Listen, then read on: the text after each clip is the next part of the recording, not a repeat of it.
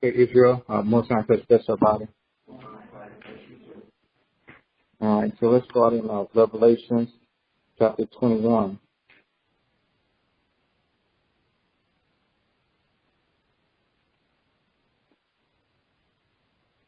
Revelations chapter 21.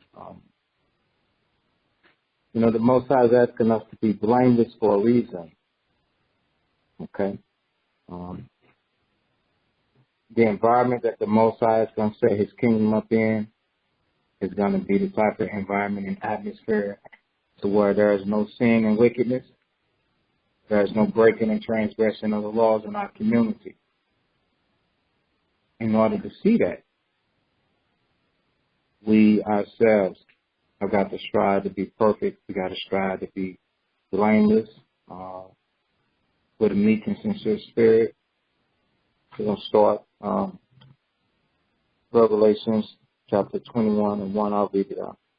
Where it says, "And I saw a new heaven and earth, and a new earth. For the first heaven and the first earth were passed away, and there were no more sea." Okay.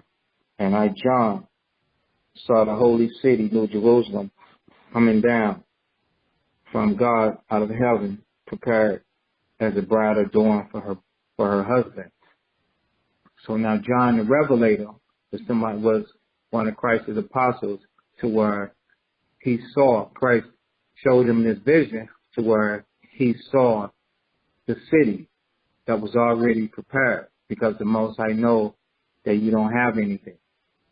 You know about the poverty. He knows about the poverty and the lack of wealth and riches. The Most High is not going to charge you for anything. Revelations 2 and verse 9, if you will read that. Revelation chapter 2 and verse 9. "I know thy works and tribulation and poverty, but thou art rich." See that? So he said you're rich. And so as we read Revelations 21, you're going to see the wealth that the Most High is going to give to the Israelites. We're going to read about that wealth. But like I said, in order to obtain it, what has to happen? I mean, you got to strive to perfection. It's written. Christ said, "Be ye therefore perfect." So in our walk, the only way that we're going to be perfect is we got to start taking heed, and we got to trust in the Lord with all our heart. And we have to make sure that we don't let anything interfere with that process, with that thought process that is trying to tell us that we need to apply scriptures, we need to keep the commandments, we need to humble ourselves. Okay. So he says, "I know thy works, tribulation, and poverty." Okay. And what else? He said, "But you're rich." Okay. Now, I know that we don't feel that way now, but the richness is going to come, the inheritance. Okay. You're going to resurrect and get the inheritance if Christ don't come in your lifetime now. Okay. So let's go back.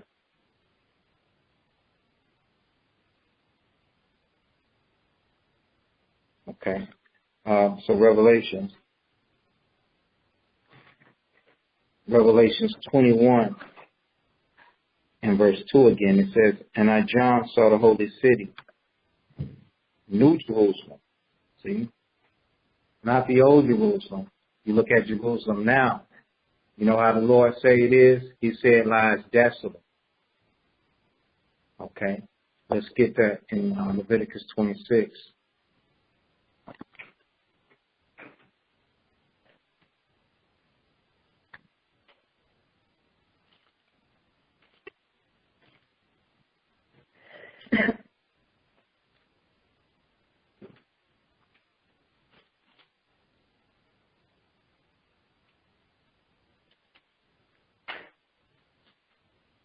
Leviticus chapter 26 and verse 23. It says, 43. It says, "The land also shall be left of them,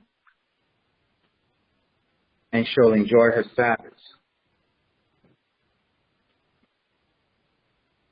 So now, the fake Jews now I truly believe that they're in the wrong spot. They're calling Israel the wrong spot. Yeah. Okay? They truly, all our cities, they're over in the area, but they got it all mixed up. They're calling it, if the city of David is here, then they think it's over there. The land of Israel is here, but they're over there. All right. So it says, the land also shall be left of them, and shall enjoy her Sabbaths. So does the Most High like us to defile the Sabbath? The answer is no. And shall enjoy her Sabbath, and she, while she lie, what? Desolate. That's right. The Lord said our land is desolate, man. Desolate without them.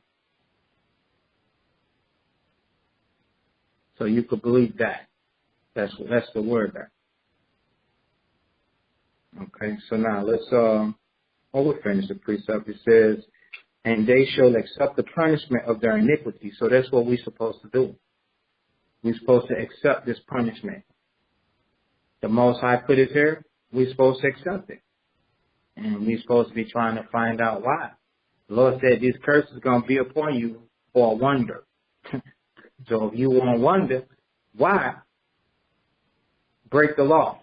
And then now you have a reason why. So now you put that on millions and trillions of people. And that's the reason why. One person, you put him to death. 5, 10 people, okay, you put them to death. But then when you have all 12 people that revolt against the Most High, all 12 tribes that revolt against the Most High, what else? What other choice does the Lord have but to punish you with severity so that you could see the destructiveness of sin? Okay? So it says,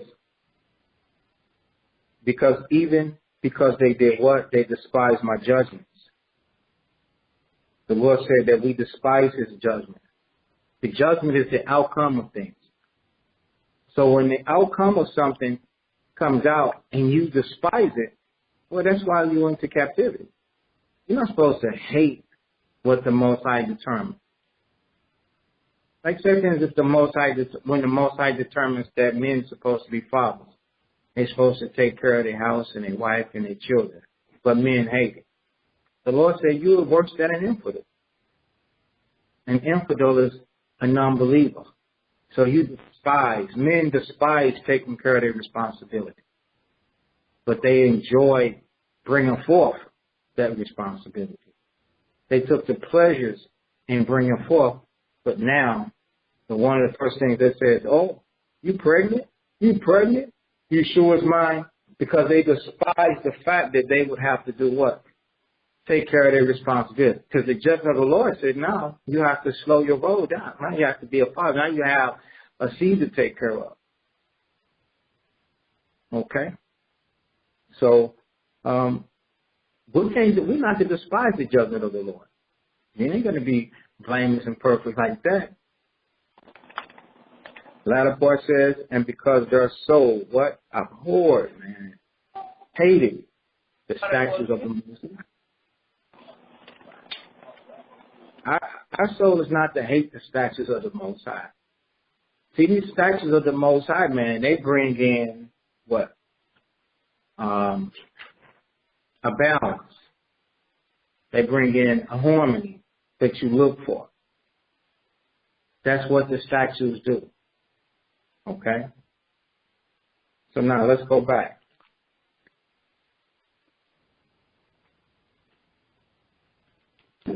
Revelations 21.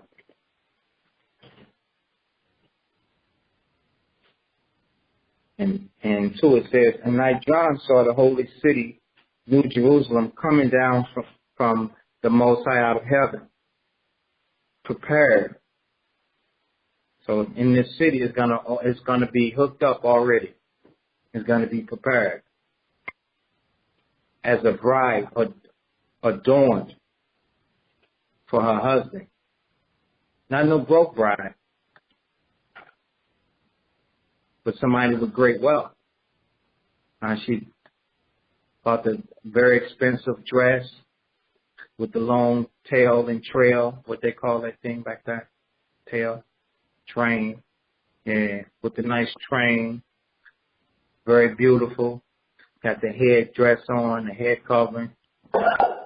You know, that's all finessed out. Bride looking stunning. Her attire, you know, that's how the Lord said that kingdom is going to be. That's going to come down. Okay. So when he saw that kingdom, look what else he saw. Go to the St. John chapter 14 and verse 2.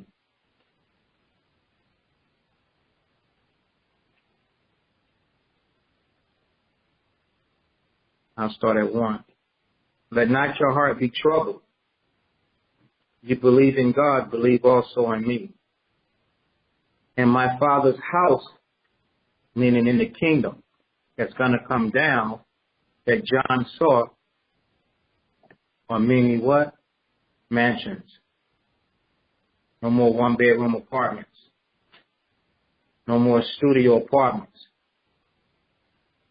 No more paying Esau and rent or bills sky high as the sky.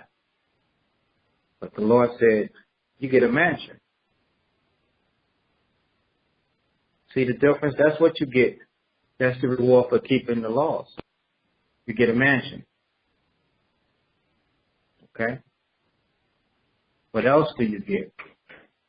I think I might end up jumping ahead too far. We'll get it. What else do you get? In Isaiah 14.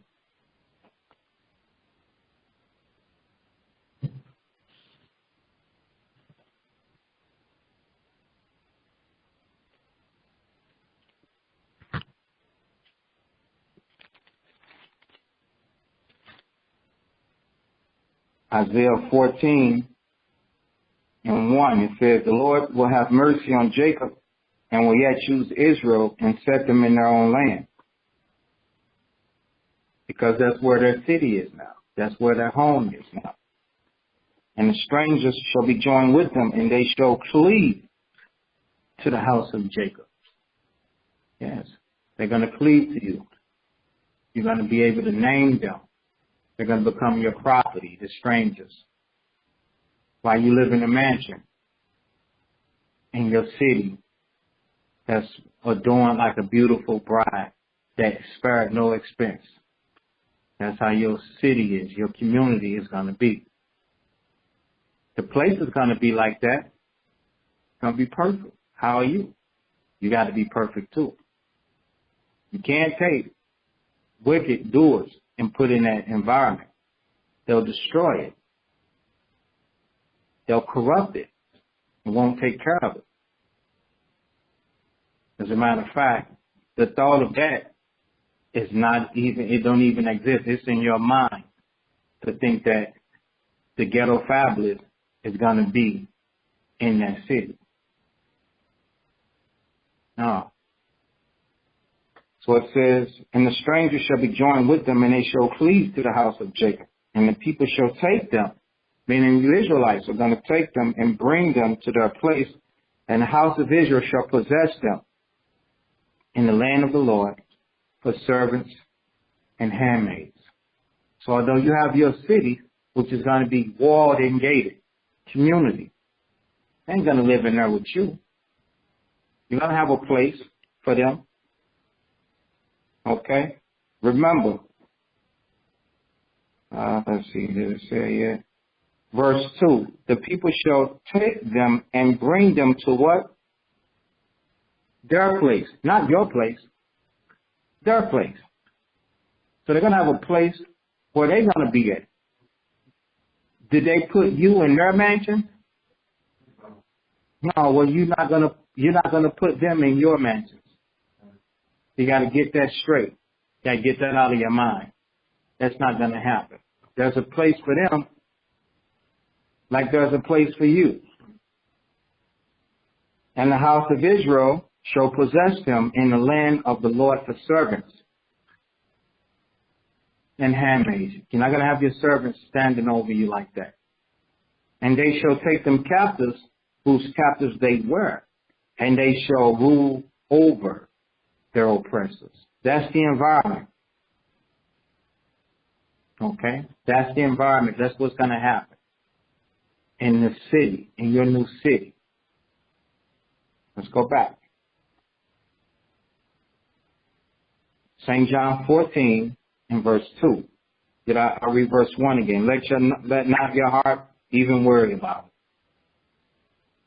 it. You see, that's what troubled me. He said, you don't even have to worry about that. That's going to happen. You don't have to worry about that. That's going to happen.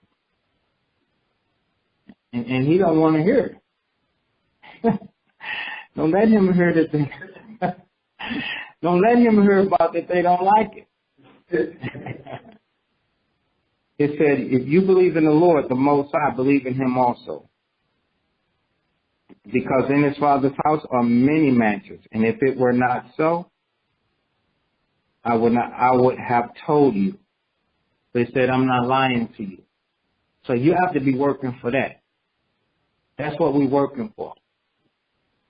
Every man and every woman and every child is working to see that. Okay, let's go to Philippians.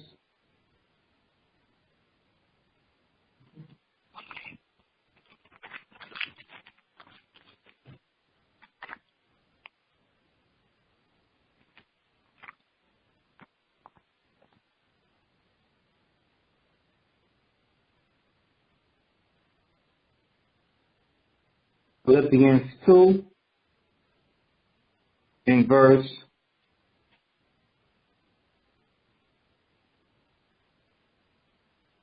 9. It says, wherefore the Most High have exalted him. The Most High have highly exalted him. So he has the right to say that, what he said. And given him a name which is above every name. So by his name being above every name, that's the person that we need to listen to. Right? That by the name of Yahushua, every knee shall bow. Now there is a name that no man knoweth. So we'll sing that song and we'll get to know that name in that day.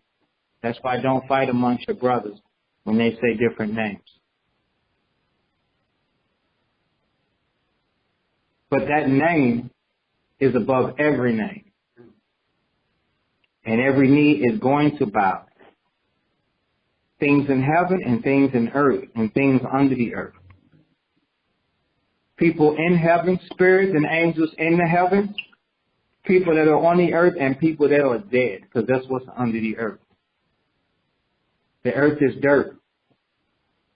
They put you 6 feet under and throw dirt, you are under earth now. Earth is on top of you. All is on a bow. And that every tongue that should confess that Yahushua HaMashiach is what? Lord. Lord means master. So that means he ain't lying when he told you that.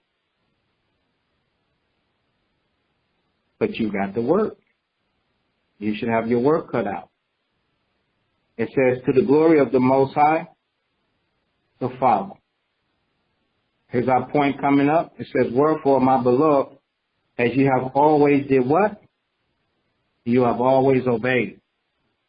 So now if you have been disobedient, you got to stop depending on people to turn you around.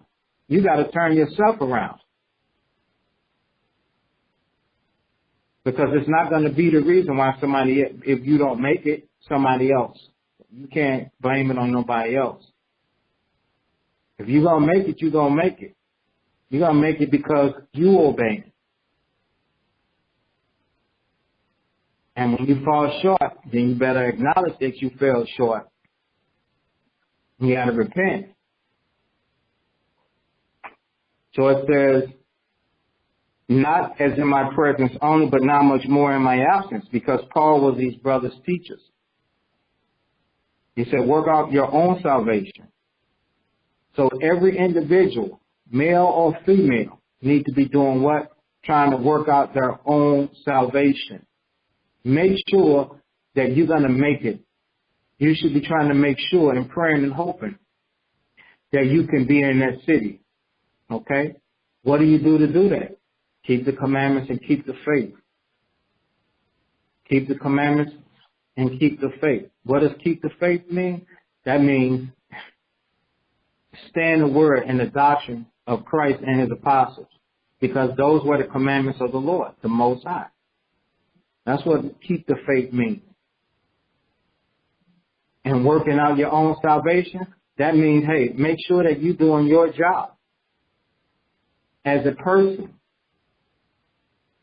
You're a woman, know what women's supposed to do, know what they're supposed to say, know what they're supposed to behave, know how they're supposed to look, how they're supposed to talk, how they're supposed to walk.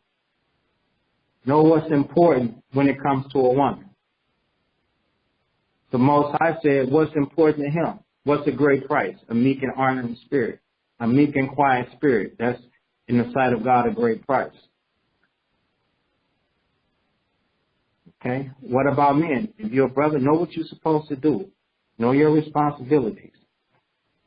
Know what you're supposed to say. Know how you're supposed to walk. Know what you're supposed to believe in. And then you should do what? You should command your house after the way of the Lord. That's your responsibility. You're supposed to lead and guide your house. That's your responsibility. That's the job. That's the walk. So you have to hold on and maintain it. You have to keep that. That's how you work out your salvation. Setting an example on what should be done in the house unto the end. Okay? And do it with fear and trembling. For it is the Most High which worketh in you both to will and to do his good pleasure. So it's the Most High that's inside of us that wants to see us get that kingdom. Okay? Go back to Revelation chapter 21 and verse 3. And I heard a great voice out of heaven saying, behold, the tabernacle of the Most High is with men, and he will dwell with them, and they shall be his people, and the Most High himself shall be with them, and be their God. And the Most High shall wipe away all tears from their eyes. So the things that oppress Israel, that makes us cry, like the fact of confusion, death, divorce, murder, the loss of friends. You ain't going to lose your people no more. Why? Because they have the spirit of eternal life inside of them. So they ain't going to get lost no more. Anything that makes a person sad, anything that makes a person cry, that ain't going to be happening no more. People letting you down, that's not going to exist anymore. It says, and there shall be no more death. Your oppressors, now you're the Lord over them. You're the master. You're their masters. So they're not going to be killing you in the streets anymore. They're not going to be oppressing you and taking your sons to jail and your daughters and beating them and slaughtering them. They're not going to be hanging. There's no more lynching. It says neither sorrow, okay, nor crying, because you can't pay bills. You're afraid of the bill collectors. They're going to cut your utilities off. They're going to stop the water. God gives water freely to the earth whenever he sees fit. You can't pay. They show up with a long wrench. Stick it in the ground and turn the water to your house off because you can't pay. That's going to be over. Neither should there be any more what? Pain. Okay? For the former things are passed away. The former things, meaning the curses and the penalties, that's over with. And he that sat upon the throne said, behold, I make all things new. So everything is going to be new with us. His covenant, his agreement, the slate.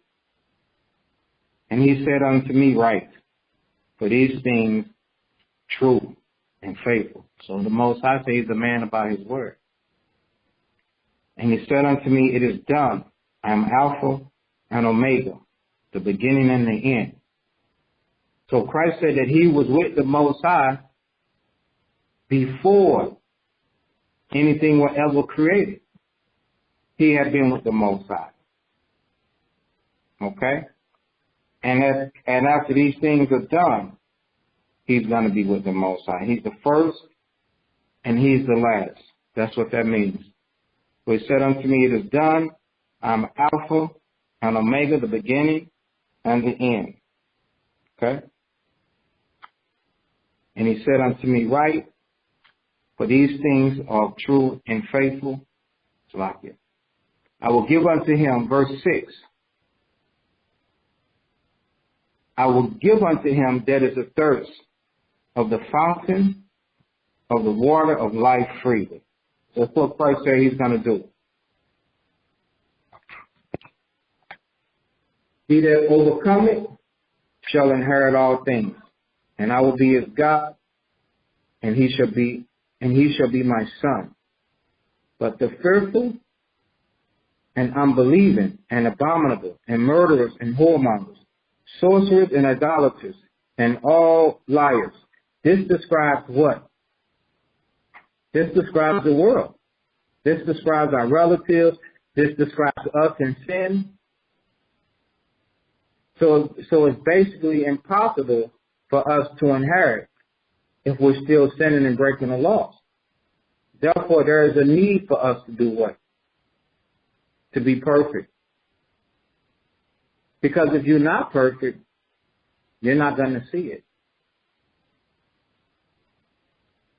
Okay? We'll read it again. Read it for me, y'all. Verse 8. Verse 8. But the fear and unbelief and the abominable and murder and whoremongers and sorcerers and idolaters and all liars shall have their part in the lake, which burneth with fire and brimstone, which is the second death. Right. See? So it says that they shall have their part. Okay? They're not going to get the other part. You know, the part that seemed to be everybody shaking their head. They're like, oh, I like that part. Remember, the nations, they got a place to where they're going to go. And then the third, they got a place that they're going to go. They're going to go, and they're going to go to their mansion. They're going to go and see what the Most High gave them. What the Most High have separated them to. What he gave to them. Okay? And the nations, like I said, they got their part, or they got a place to where they're going to go. But then the 2/3, they got a part too. And their part is what? It says it's in the lake which burneth with fire. So now just imagine, we just say the Pacific Ocean or the Atlantic Ocean. You out there without a boat. You are already like, I'm going to die. The depths is too deep. You can't swim you can't swim in 6 feet of water to save your life. Now, engulfed it with fire and lava. Yeah. Oh, it ain't there until you just mosey on to sleep or you die and burn off. No, the torment is going to be there for eternal. The pain and suffering of drowning and burning is never going to stop. The agony of their pain is eternal. Why is that? Because people they love, they didn't, they refused the truth, man. They didn't love the knowledge of the truth, but they despised the Most High. So the Lord said he knows how to get them. He's going to pay them back. That's why he just stepped to the side and he let them do them. And in the long run, it's going to be weeping and gnashing. Yeah. So he's going to be justified. Because he's going to show them all their wickedness and how they enjoyed it. How in their mind they thought they got away with it. That's why he's telling you to deal differently. So you're not trying to tread in fire. You can. It's going to be in that lake on fire, man. And he says, which is the second death? Because the first death is the natural death. That's the death where, you live, and either they get killed, they get murdered or something, or destroyed, some type of destruction, or they die some gruesome disease. The Lord said all the issues of death belong to him. However, they end up dead. But then they're going to be at the judgment seat of Christ. Christ is going to reward them. That period. They're going to be resurrected and then put back to death. So instead of being resurrected to life, they get resurrected, you know what I'm saying, woke up from a rest, from a sleep, to where their spirit will be in torment even in death. Their spirit will be in torment. So they're going to go from torment unto the eternal judgment of damnation forever. This ain't the game that we to play. This is not what you want to change. This is what you want to fear. Okay? So verse 9. And there came unto me one of the seven angels which had the seven vials full of the seven last plagues. So the plagues are things that happen upon the earth. Okay? Like destruction, like wind and fire and earth and things like that. Okay?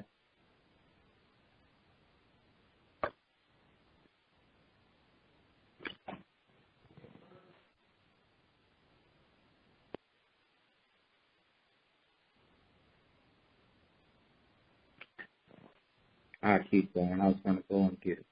So, and it talked with me, saying, come hither, and I will show thee the bride, the Lamb's wife. So it's talking about Israel. I'm going to show you Israel, Yahushua's nation, the Christ's people. Verse 10. And he carried me away in the spirit to a great and high mountain, and showed me that city, the holy Jerusalem, descending out of heaven from God. So this is the same thing that Christ said. Having the glory of the Most High. And her light was like unto a most precious, to a stone most precious, even like a jasper stone, clear as crystal. So it was very beautiful. The city was very beautiful. So now John, the Revelator, is seeing the city, New Jerusalem, and he's seeing it's inhabited. He's going to give you a description of what some of the things look like. So verse 12, and had a wall great and high. So it needed a wall so anybody can't just walk up to it. And had 12 gates. And at the gates, 12 angels. So there were 12 brothers at the gates. And names written there, which are the names of the 12 tribes of the children of Israel. So it didn't say African Americans. Okay, he called us Israelites. It had our names on those gates. And not the other nations, because you're going to take them and they're going to be someplace else. They got a place to go. And it's not home with you. But for some reason, you know what happens? Religion today wants to share this with the world. You can't share this with the world. This ain't for the world. This is only for Israel. Okay?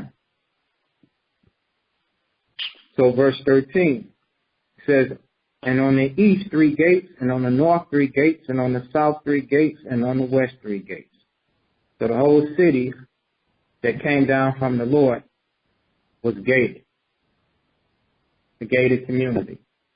A gated city. A walled city. Verse 14. And the wall of the city had 12 foundations. And in them the names of the 12 apostles of the Lamb. And he talked with me, and he that talked with me had a golden reed to measure the city, and the gates thereof, and the walls thereof. So now he's measuring it. So he's talking to John, and he's showing John the city, and he's pointing out how it is.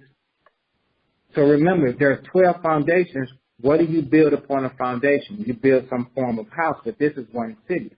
So obviously, there had 12 sections, and each section had a foundation, which the tribe of Judah, Benjamin, Simeon, Zebulun, Reuben, Naphtali, Issachar, Ephraim, Gad, and so on and so forth.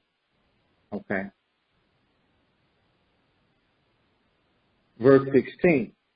And the city lieth 80, and the length is large as the breadth, meaning this way and that way. And he measured the city with the reed, 12,000 furlongs. And the breadth and the length and the height of it are equal. And he measured the wall thereof 144 cubits, according to the measure of a man, that is, of an angel. And the building of the wall of it was jasper, and the city was pure gold, like unto glass. So now imagine that. So these people, that your oppressors, they have an issue giving you disability, SSI, Social Security, EBT, even a job. They have an issue with giving you anything. They'll press you more and more. And they give you the poorest parts of the ruins of the earth.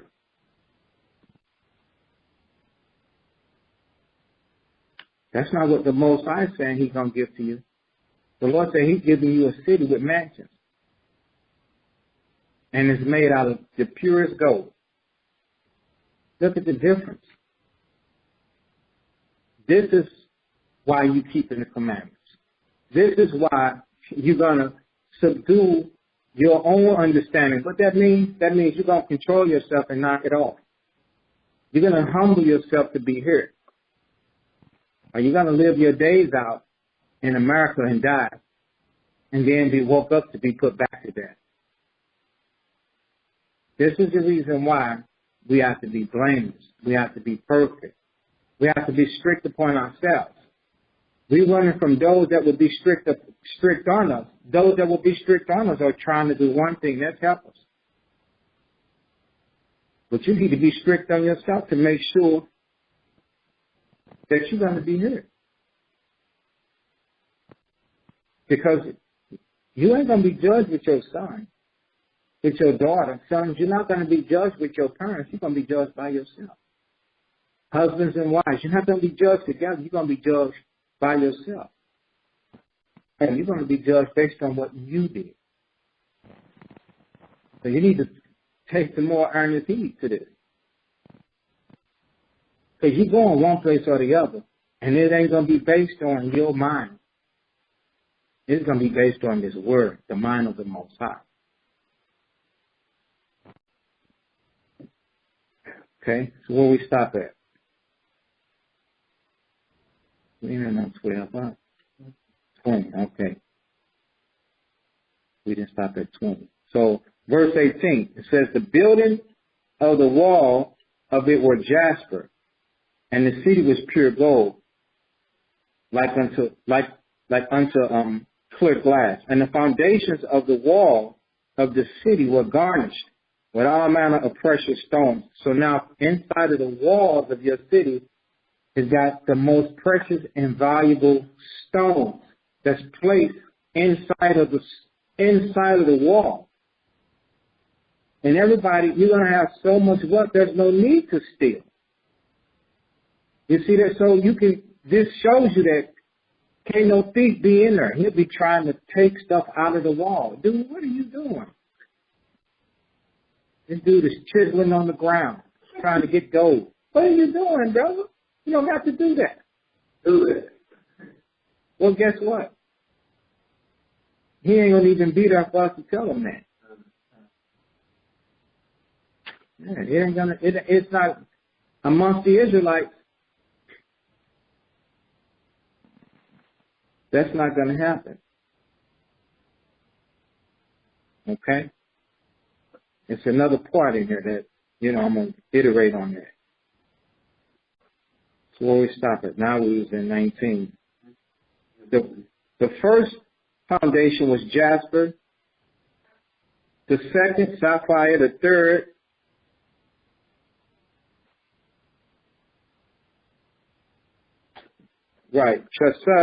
Chalcedony. The fourth, emerald.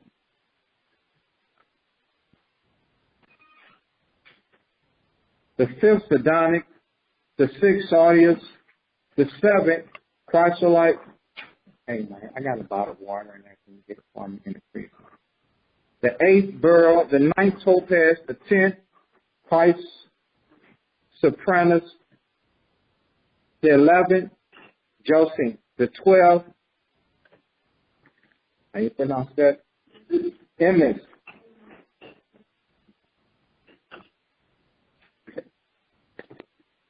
Verse 21. And the 12 gates were 12 pearls. So one complete pearl. You know how big a pearl is, right? But this gate was made of one pearl. So obviously the Most High created one huge pearl and fashioned the gate out of one pearl. It says, every several gate was of what? One pearl. So this is something that don't exist. They didn't take a bunch of little pearls and construct them together. Pearls are small, but the Most High had he created one huge pearl and constructed the gate from one pearl. Okay, that's how unique and special you are, and nowhere in the world is anything like this going to exist. You're going to have things people have not even seen before. Neither can it be ever reproduced. And the street of the city was pure gold. So you go look at your streets now. Get trash, rock, dirt, concrete. This city and the streets inside of our city. So you ain't going to the jungle. No. You're going to be at a place that's civilized. That's ran through what? There's order, there's law, there's commandment, there's righteousness, there's way, there's peace, there's joy, there's happiness. And there's what? Unlimited wealth. And who possesses it? You possess it all. That's what you're shooting for. As it were what? Transparent glass. That means it shined and beamed. And I saw no temple therein. So a temple is a place of what? Learning. It says, for the Lord God Almighty and the Lamb are the temple of it. Why do we not need a temple anymore? Because Israel, you already going to know the laws. You're going to know what to do. You're going to know not to commit adultery. You know not to steal. See? You know that. So there's no need to do what? To teach every man his neighbor about the Most High. The Most High said they all shall know me. All right? Let's get that.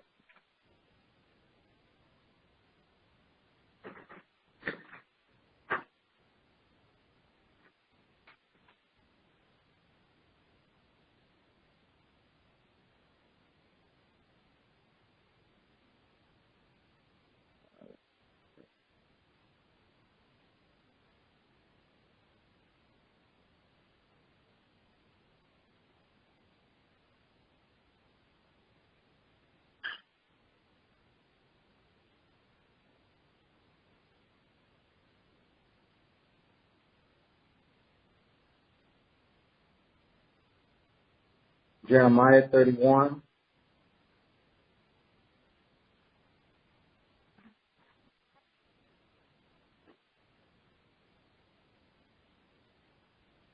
And I'll start at verse 31.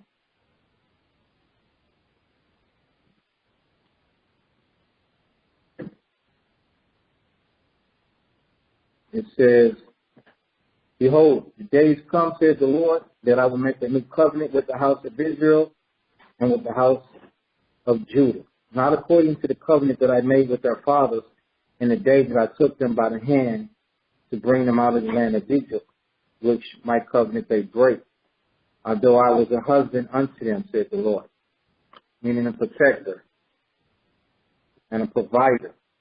But this shall be the covenant that I will make with the house of Israel after those days, said the Lord, meaning after he sent Christ.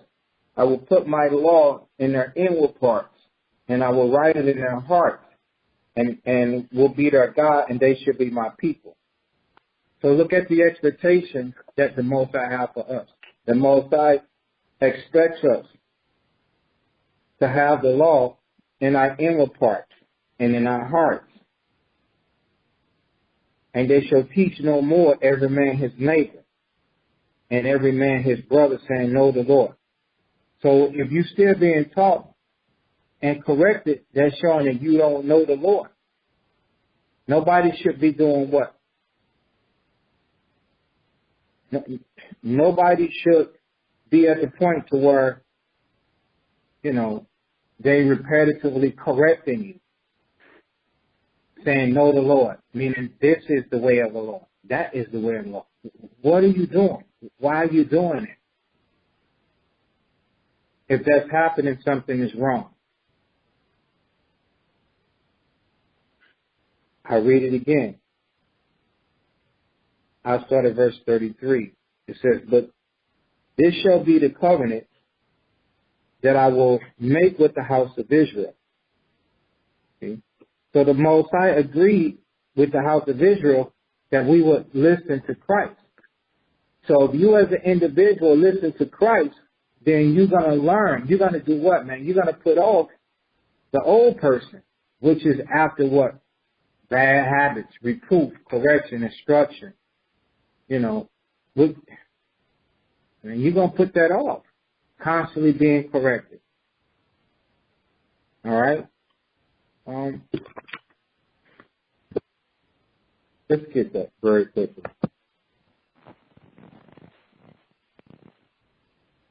Is it Ephesians?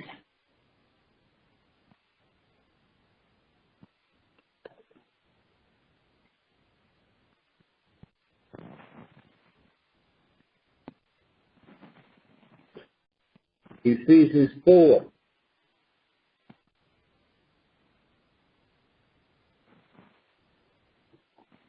All right. Ephesians 4, I start at verse 17.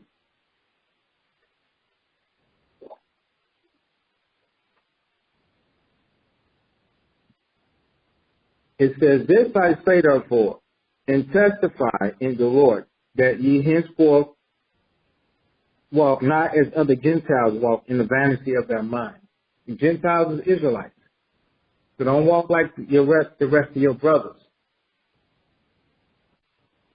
having the understanding darkened, being alienated from the life of God through what? The ignorance that is in them. So what alienates us from the life of the Most High? The lack of knowledge. The lack of knowledge about the Most High. So it separates us.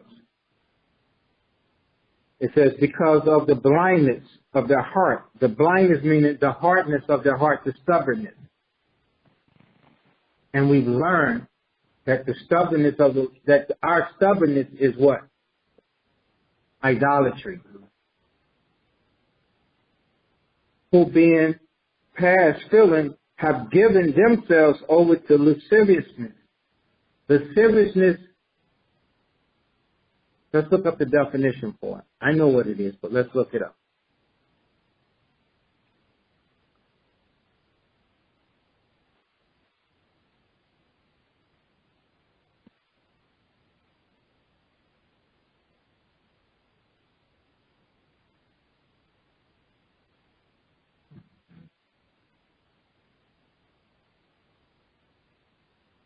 Add it up. Say it. It says, inclining to lustfulness, wanton, lewd, and lascivious.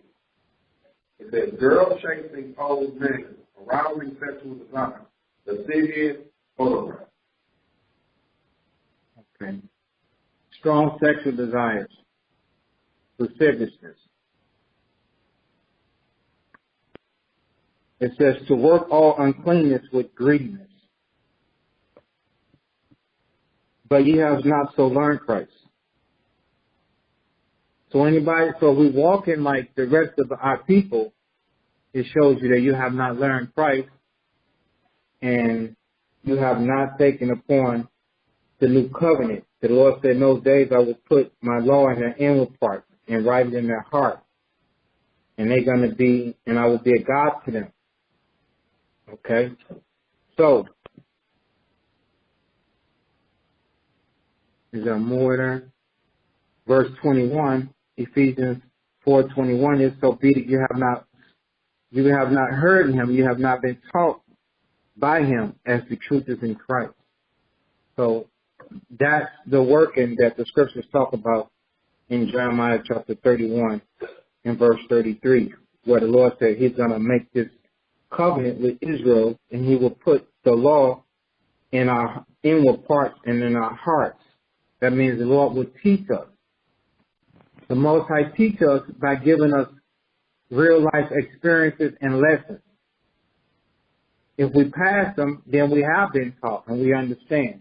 But if we don't pass them, then we're blinded and we don't understand. And therefore, the law is not going to appear to be inside of us. Okay. So, it's a little more. It says that you put off concerning the former conversation, the old man, which is corrupt, according to the deceitful lust. So what makes us corrupt? The lust that deceives us makes us corrupt. Everybody understand that? That's what corrupts a man, when he allows lust to deceive him. And sometimes, why do we allow lust to deceive us? Yeah, because that's what we want. Okay? It says, and be renewed in the spirit of your mind. So you have to be renewed in the spirit of your mind. You have to change your mind. And that you put on the new person, the new man, which after God is created in righteousness and true holiness. Okay, I'll read it again. And that you put on the new man. That's not the easiest thing to do. It's not the hardest thing to do. It's not mission impossible. It's not mission insanity. Some of you feel like I'm going insane. It's driving me crazy. Well, let me tell you what you'd rather be doing. what you want to do, but what you want to do is going to lead you to death. I mean, how about it if that's what you want? You're only hurting yourself.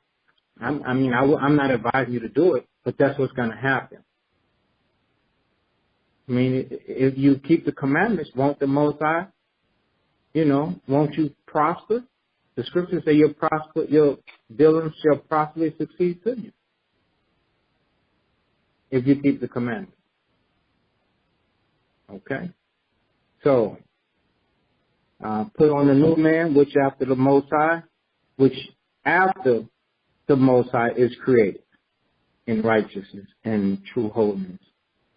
So the Most High did what? The Most High created us in righteousness and true holiness. The Most High is not calling us to be corrupt. Okay, so now let's go back to Jeremiah 31.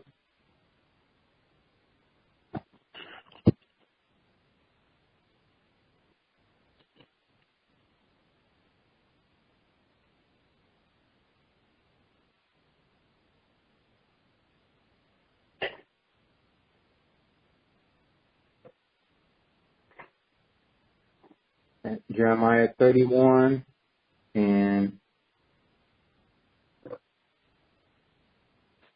what did I stop at?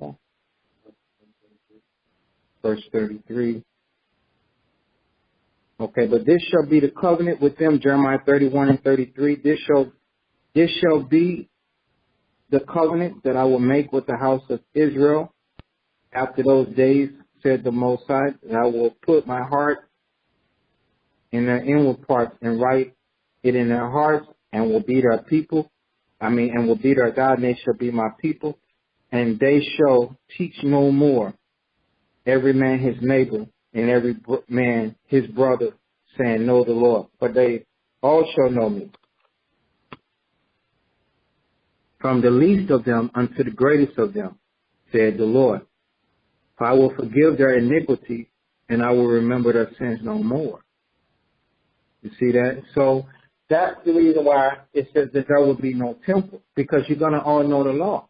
So anybody that is unlawful, nobody unlawful is going to be there. Nobody with an attitude. Nobody with spirit.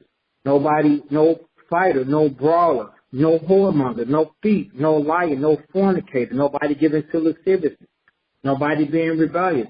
None of that, it's not going to exist, not in our kingdom, not amongst our people. We're going to have the community and the environment of perfection that the Most High wants for us. We're finally going to get it. Yeah, we are finally going to get it. And praise the Most High for that. Y'all should be joyous, man, happy for that. It should be and applaud. Yes. Y'all should praise the Lord. Because, man, the environment that we live in now is bootleg. It's crazy. It's vexing. So, but we shouldn't, and we should not be nowhere close to that. Yeah, we shouldn't have no type of shadow of wickedness or hint of lawlessness inside of us. Now that we got this understanding on what the Most High is talking about, how he's going to be with us, how he's going to be with us, and how he's going to be for us.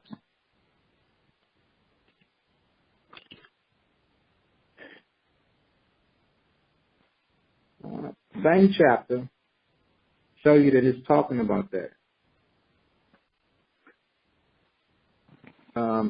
Jeremiah 31. Let's see. In verse 10. Read that. You can read that out. Verse 10, Jeremiah 31 and 10. Hear the word of the Lord, O ye nations, and declare it in the isles of far off, and say, he that scattered Israel will gather him, and keep him as a shepherd doeth his flock. See that? So that shows you. The Lord said, he that scattered Israel will gather him. And do what? And keep him. Okay? That's what the Most High is talking about. Most High said he's going to gather us, and that's what we've been reading about. He's going to gather us and he's also going to keep us as well. Okay? Verse 11. For the Lord hath redeemed Jacob and ransomed him from the hand of him that was stronger than he. Read that again. For the Lord hath redeemed Jacob and ransomed him from the hand of him that was stronger than he. That's right. These nations are stronger than you. And they've got 20 different branches or more of militaries. They've got all the nations rallied up against you, waiting for you to even revolt or do anything that'll come to their aid. Remember, what do they do when they they tell you to pledge the allegiance? They got all the nations pledging the allegiance to the flag of the United States of America. All nations have pledged that allegiance to the flag, not to Negroes. It's against you. That flag is against you. Yes, that flag is against you. That's not your banner. That's not for you. That's against you. Okay? So read that again. Verse 11. For the Lord hath redeemed Jacob and ransomed him from the hand of him that was stronger than him. That's right. That's why I say you should be happy, man. We're reading this, read the next part. Therefore they shall come and sing in the height of Zion, and shall flow together to the goodness of the Lord for wheat and for wine and for oil and for the young of the flock and of the herd. Right. We're going to eat good and drink good. How y'all say barbecue? Barbecue, man. Smoke coming up out the kingdom. Every doggone thing being roasted. Oh, yeah. Go ahead. And their soul shall be as a watered garden. That's right. A soul shall be what? As a watered garden. Healthy, pleasant, beautiful, nourished, and taken care of. Go ahead. And they shall not sorrow any more at all. Go ahead. Then shall the virgin rejoice in the day, both young men and old together. Right. Why? Because the husband ain't off to prison. He ain't getting up early in the morning, coming home tired with an attitude. He's like, I'm good. He's wore out. He's got to keep his job. Y'all don't understand how we have to go out as men, how we have to go out and work, and how we have to make sure that we keep our job. I had a European tell me that Edomite tell me that there's two forms of, what did he say? He said, got something to do with working hard. He said there's a way that you see that you think is working hard, and there's a way that I think is working hard. Now, I hadn't did nothing wrong. The man was about to give me a job. And he just wanted me to understand that there is a difference. Just like with all of us. The most I said that pertaining to him, he said there's a way that seemed right to a man. So with us, once you get to know who you're working for, they expect a lot more from you. Like, what's that movie? Oh, man, what's the newest slave movie? I can't stand it. Oh. What's the newest slave movie? The sitcom. The Underground. And y'all remember the little boy's name? Is it, no. The little boy, the youngest baby, they just put him out in the field. Oh, I ain't seen it in a while. I don't know his name. Is his name here? It was her son, and he was in the house. So they put the little boy out in the field, okay? And they told him that he has to pick. What was it? I think he might have to pick 250 pounds This little boy ain't but about 7 years old. He's about 7 or 8 years old. They had to pick about 250 pounds. You know how much a ball of cotton? Just think, you got the little bags of cotton balls that your parents buy to take the makeup off of, or they're going to swab and clean their face or whatever with the cotton ball. So just imagine your bag that you pick of cotton has to weigh the size of Yashala. It has to be that heavy. 250 pounds. That's a compliment, ain't it, guys? That's not bad. Yeah, but no, check this out. The kid picked 315. So the first day he picked it. The first day he didn't. He had an older brother. And the kid probably, he picked like 100 pounds, like 115, something like that. But his brother gave him his satchel, and he took his. The way they looked at him, they let him go. The cotton got thorns and stuff like that. It's like a rose. Only the cotton is at the top, and the stems has got thorns and stuff. So when you're picking, you're getting stuck in all of that. So day 2, he come in out the field, and he picked 3-something. The slave master told him, that's your number. The day he picked anything less than that, the day he get whooped. A little boy. Yeah, did him like that. Okay? So, you don't know, a lot of women, y'all don't know the level and intensity that men come in out of the field, because we work for heathens. And we have to work to their level. Now, some of you do know, because y'all have to put y'all bid in at work too. But they've always been nice to y'all. The scriptures say that the Most High is going to do a new thing, that He's allowed a woman to surpass a man. So y'all duties and jobs and responsibilities are really not as hectic as ours. You understand? It's different. They hate us. They don't want us in the house with you. You understand? They don't want, it's different. So when it says, then shall the virgin rejoice in the day, is because the husband don't got to go nowhere. He's not dancing to the tempo of Esau or no other nation. It says both young men and old together. Everybody's going to be happy. For I will turn their mourning into joy. We're going to have to work. So while y'all happy, I went to the graduation the other day, was vexed the whole time. I see things that you don't see. I mean straight vexed. Why is that? Because what they're educating you for is for them. It's not for your own. It's not for us, not for Israel as a nation. The only thing is they trying to keep, and see, y'all, a lot of you can't see it because they do their own people like that too. Okay? They do their own people like that too.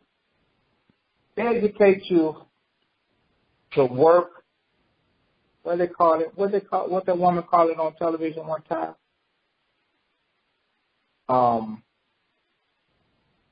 She said it was some show I was watching, Scandal.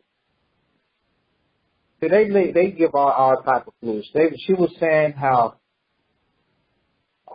that America is a big corporation, and that you, the American people, are the ones that power it. It's like a big engine. That's what she called it. If I'm not mistaken, I saved it. And I like to post stuff like that. She said America is a big engine, and you, the American people, are the ones that power it. Well, we know what she's talking about. I know what she's talking about. That you're the ones that power it. You black and Hispanic. You're the ones that power this big engine. And every time they get you to, I graduate. Who getting wealth? Who getting wealthy? They getting wealthy. I want y'all to think about this, and I want you to think real good. In all your communities, your houses is beat down. Some of you might stay in nice neighborhoods or whatever, but majority of Israel, your communities. Then now I want you to go to the convenience stores and the shops and the place where you have to buy fuel and the place where you have to, whether it's medicine, go to your major businesses. How many out of 10 are owned by the other nations?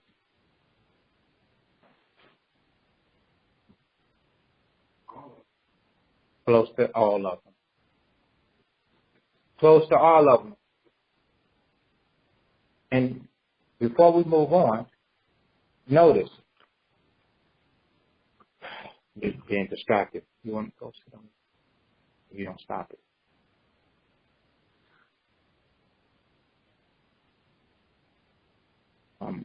Notice, the reason why your community continue to stay the way it is. Except this is, if you got money, you come home. If you make money, you come home and you know, you spend that money or you bring it there with you. You understand? You might spend it in your yard, fix your house up, fix the inside, fix the outside, buy you an automobile, do you things like that, right? That's because you're making the money and you come home with it. That's what I mean, you come home with it. Well, for all these shops that you go to, you're taking them good money because you need fuel all the time. Who owns the fuel? I'm straight done on how they let the Arabs come right in and they got the game sold up with the fuel. For some reason, the only one that the Arabs don't have is what? What place can you go and get fuel that's not Arab owned? Quick Trip. What's the deal with that?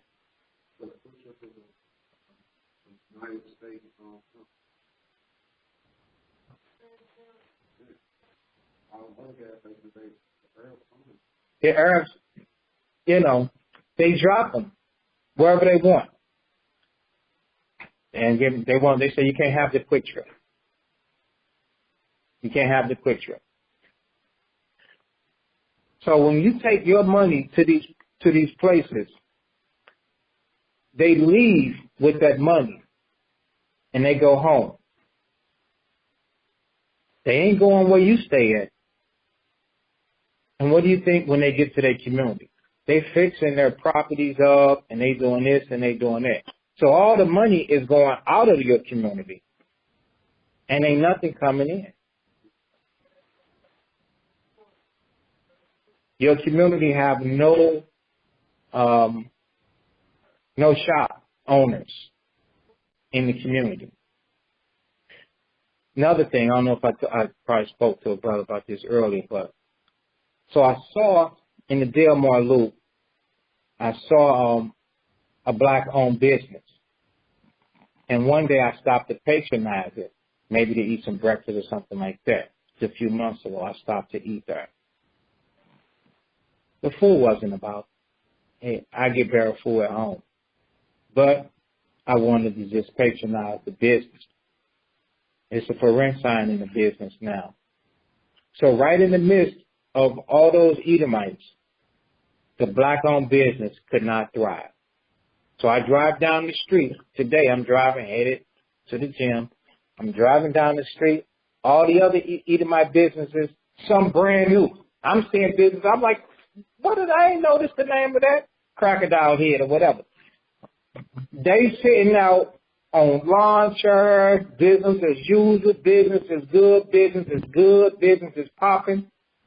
2 blocks up. This Israelite tried to put a business right in their thing, cannot survive. They ain't spending a doggone dime with you.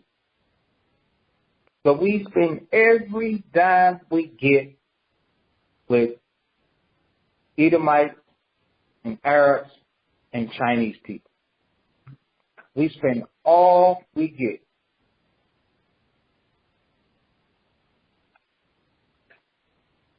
I don't know what to do. I know we don't have no other choice.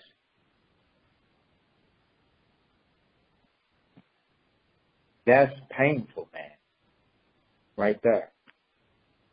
And Israel is in a deep trance to where they won't wake up out of it. I mean, some, it's prophetic. You're waking up. But since, we have to care for everybody and for everything because you never know who's waking up and who's not waking up. But it's going to be over. Okay? And that's why it says, for I will turn their mourning into joy and will comfort them and make them rejoice from their sorrow. Okay? It says, I will saturate the soul of the priest. I'm in verse 14 now. I will saturate the soul of the priest with fatness, and my people shall be satisfied with my goodness, said the Lord. So the Lord said, in the long run, it's going to be good for us. It's going to be okay for us. So now let's go back to Revelations 21.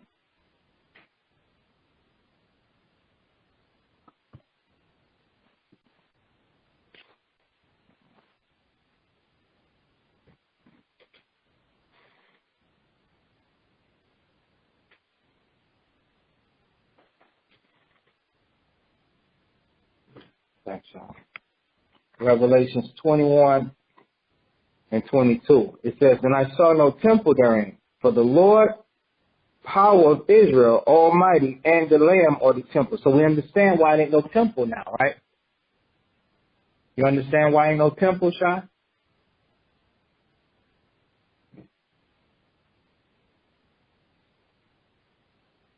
Because it ain't going to be a necessity to correct each other anymore. You got to learn correction here, or you're going to die here. It ain't going to transfer over into the kingdom. You still got to argue with this person. If we got to argue with you, he don't need you. That's what the Lord is going to say. If she's got to argue with you, she don't need you. The soul that sinned it shall die and be left behind. That's what's going to happen. It ain't going to be no still teaching you. This is the place where you're going to be taught. And if you don't get it, it's on you. Truly, at that point, yeah, it's on you. Verse 23 says, and the city had no need of the sun, neither of the moon to shine in it. For the glory of the Most High did lighten it, and the Lamb is the light thereof. And the nations of them which are saved shall walk in the light of it. And the kings of the earth do bring their glory and honor unto it. So we know the salvation of the nations. The nations of them which are saved shall walk in the light thereof. What does that mean? That means they're going to do what we tell them to do. That's what they're going to walk in. That's how they're going to be saved. But they're not going to live in your city. Okay? Isaiah 14.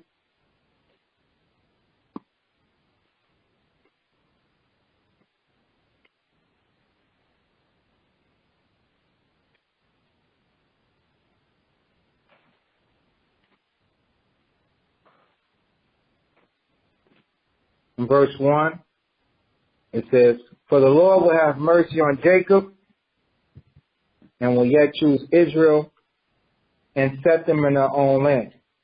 And the strangers shall be joined with them, and they shall cleave to the house of Jacob. And the people shall take them and bring them to their place. Okay? So they're going to have a place. We read this. Didn't we read this earlier? they're going to have a place. That place is not with you. Your place is different. Your place is in the walled city. Okay? Their place is going to be someplace else the Most High is going to set up and have us to take them there so they can sleep and wake up for work like we had to wake up. Like we had to wake up for work. That's right.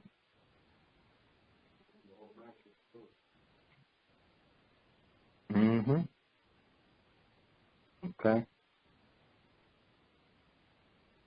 Yeah. So now let's go back to Revelation chapter 21. And the latter part of 24 says, and the kings of the earth do bring their glory and honor into it. So what problem do we have with our community? To help us understand the last precept in 24. What problem did we just discuss that we have with our community concerning the way we spend our money? Go ahead.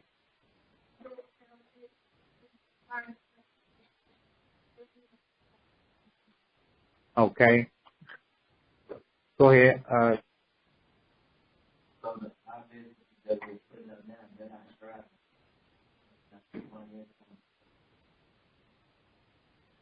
Okay. Well, I'm concerned. I'm talking about the way that we take our money and spend with them. And what do they do with the money? That's right. They take it back to their community. And believe it, you know, they have wives and they have children and things like that. And everybody in that household, you know, when they make their house look nice, that makes their neighborhood a better place. You understand? The appearance of it at least, right? So when their children go out, they have the same attitude. You know, they do the same thing wherever they go. But then they come down to the cities where Israel is because they are merchants and we are purchasers. And we purchase from them. And they leave with our money. Now, what would happen if instead when they left work, if they came and they moved on your street with that money, what are they going to do with the money? They're going to fix their house. They're going to fix their house. You get what I'm saying? Yeah, they're going to fix their house up, man. And the one next to them, they got some type of business or some type of job to where they making money. They're going to come home and they're going to fix their house. They happen to be next door to you. But that's not the case. They leave with that money. Well, check this out. Verse 24. And the nations of them which are saved shall walk in the light of it, meaning the commandments and the instructions and order, and the kings of the earth do bring their glory and honor unto it. So they're going to bring their wealth back to you.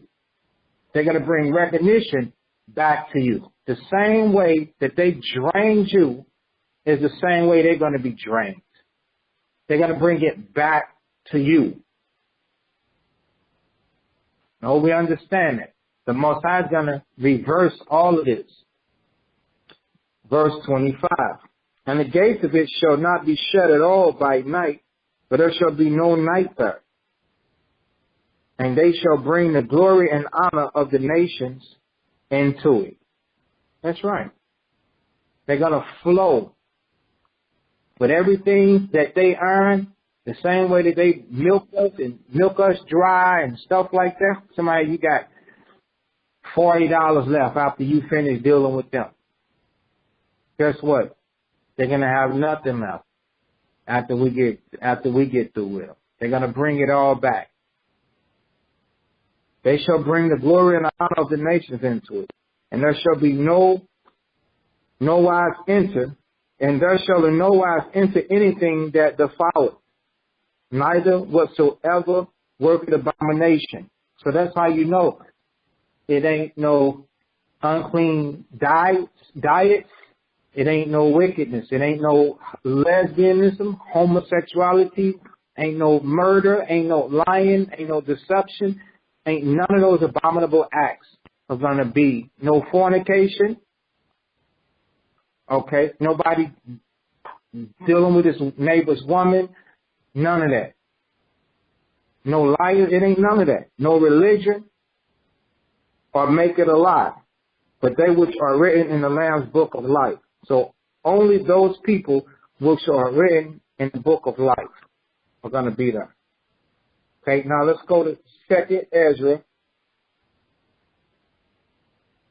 the 2nd chapter.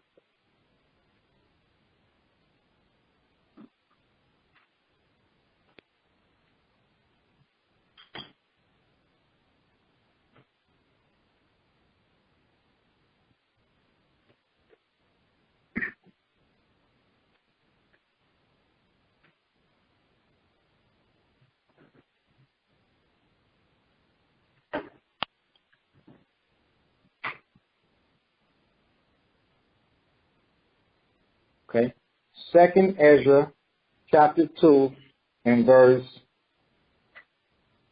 32. 2nd Ezra, chapter 2, and verse 32. Embrace thy children until I come and show mercy unto them. For my wells run over, and my grace shall not fail. I ever received a charge of the Lord upon the Mount Horeb, that I should go unto Israel. But when I came unto them, they set me at naught, and despised the commandment of the Lord. And therefore I say unto you, O ye heathen, that hear and understand, look for your shepherd. He shall give you everlasting rest, for he is nigh at hand, that shall come in the end of the world. Okay, stop. So I'll back up. Verse 33 says, I, Ezra, received the charge of the Lord upon the Mount Horeb, that I should go unto Israel. But when I came unto them, they set me at naught, and despised the commandment of the Lord. So Ezra went preaching to Israel, but they didn't want to hear it. Don't let that be you. See, Israel play a lot of games because you feel like this and you think it's cute or you think it's okay. Hey, you play these type of games, you know what's going to happen? The Spirit of the Most High is going to depart from you. You said at naught the commandment of the Lord, the teachings, the ways of the Most High. The Most High is not playing. The Most High is trying to wrap this thing up. You know, when I first learned this truth over 2 decades ago, and I read Luke 24, where the scriptures say that this gospel had to be preached in all the world for a witness. I was like, oh man, this thing, man, this is going to be hard. But now it's not hard. And he said, and then the end going to come. So right now, I mean, y'all know that in all the states, all over the world, in every country, Israel is waking up. Y'all seeing things I didn't see 20 years ago. This was like a needle in a haystack. I was like, man, we got to wait for this? Wow. But look at the Most High. The Most High at a rapid pace. The Most High is bringing Israel together in astonishing numbers, man. Israel is waking up, man. Bones are rotting and rumbling and coming together. The Spirit of the Most High. This amazing work that's happening. This thing is going to be up on us and finished before you know it or not. So you can't play. You can't play that game like what you're playing. To where you're sitting at naught the prophets and servants of the Most High. Okay? It says, but when I came unto them, they set me at naught and despised the commandment of the Lord. And therefore I say unto you, O heathen, that hear and understand. It says, look for your shepherd, and he shall give you an everlasting rest. For he is nigh at hand that shall come in the end of the world. Okay? Go ahead, Al. Verse 35. Be ready to the reward of the kingdom, for the everlasting light shall shine upon you forevermore. Flee the shadow of this world. Receive the joyfulness of your glory. You see that? So when it says for the everlasting light, he's referring to Revelations 21. Yeah. You know, where in the city, it won't be no darkness. That's what he's referring to. Okay? Flee the shadow of this world. What's the shadow of this world? Sin. So you see other people sinning, and you see other people with maybe this ambition or that expectation or this desire. You're supposed to have that. You're supposed to leave that. Why? Because this thing is coming down. It's going to fall to pieces. Okay? Isaiah 30.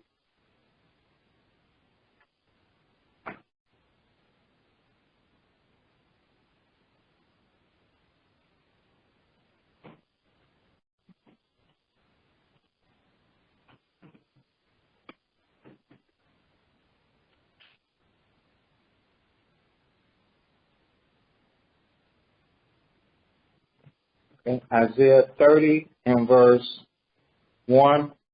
Isaiah 30 and 1.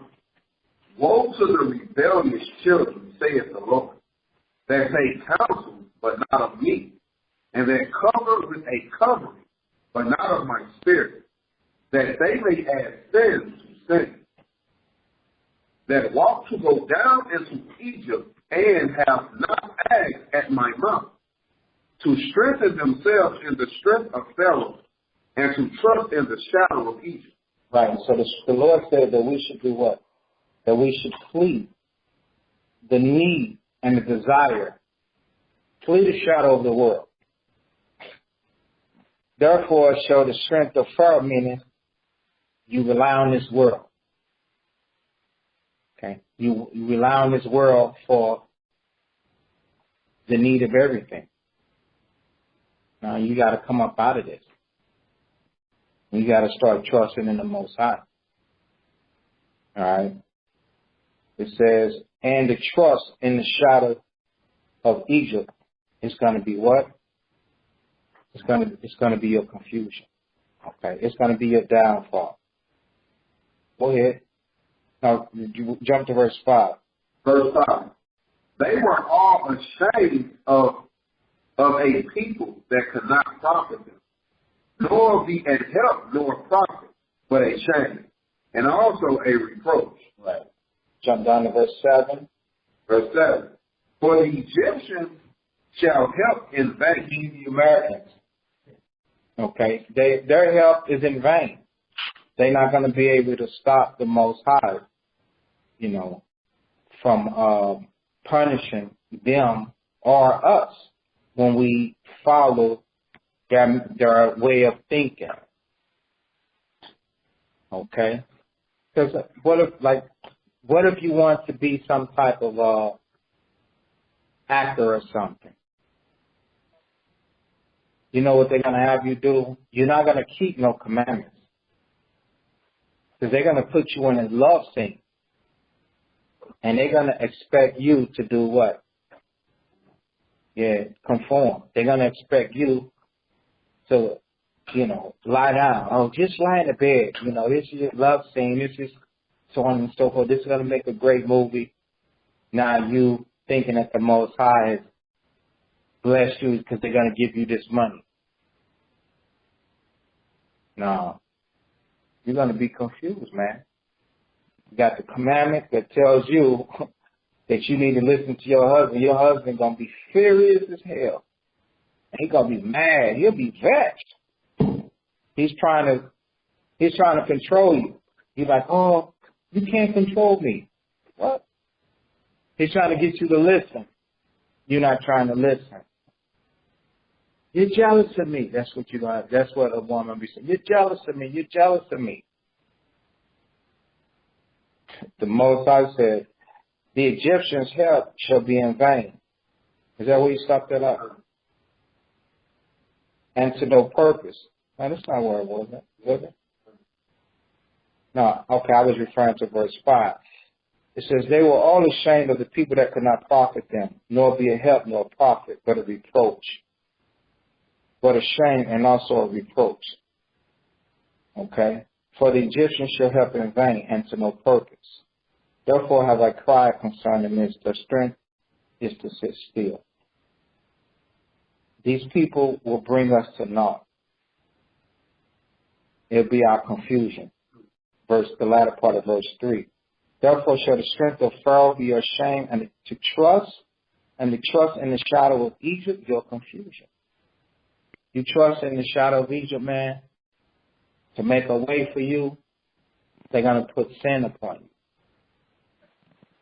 Okay? They're going to put sin upon you, and you're going to end up in confusion. Like, man, what do I do? You know, either the commandments or this job. The commandments or this lifestyle. The commandments or this person. See, you got to choose the commandments. And you got to be willing to forsake anything or anybody that's going to go against the commandments. Why? Because you're trying to get into that golden city. If somebody wants to be in that city, then you got to be willing to do the same thing. Flee the shadow of Egypt. You got to be willing to even forsake your own self and your own mind, the way that you would do things. You got to be willing to, ready to walk away from that. If you can't walk away from that, then this here, man, it's going to be your confusion, man. It's going to be your loss to you. Okay?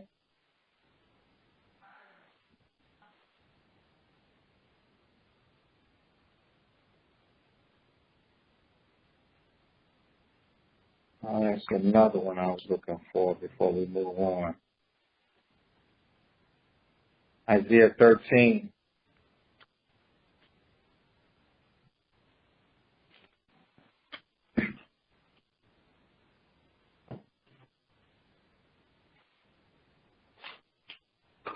Okay. Isaiah chapter 13.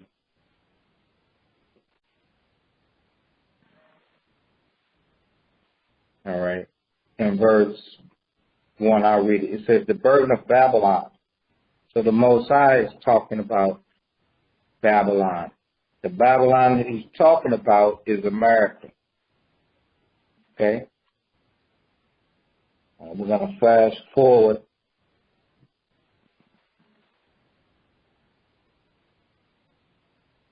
We're going to fast forward to verse 5. It says, they come from a far country, from the end of heaven, even the Lord, and the weapons of his indignation to destroy the whole land. So the Most High is prophesying that he's going to destroy America. Howl ye, for the day of the Lord is at hand.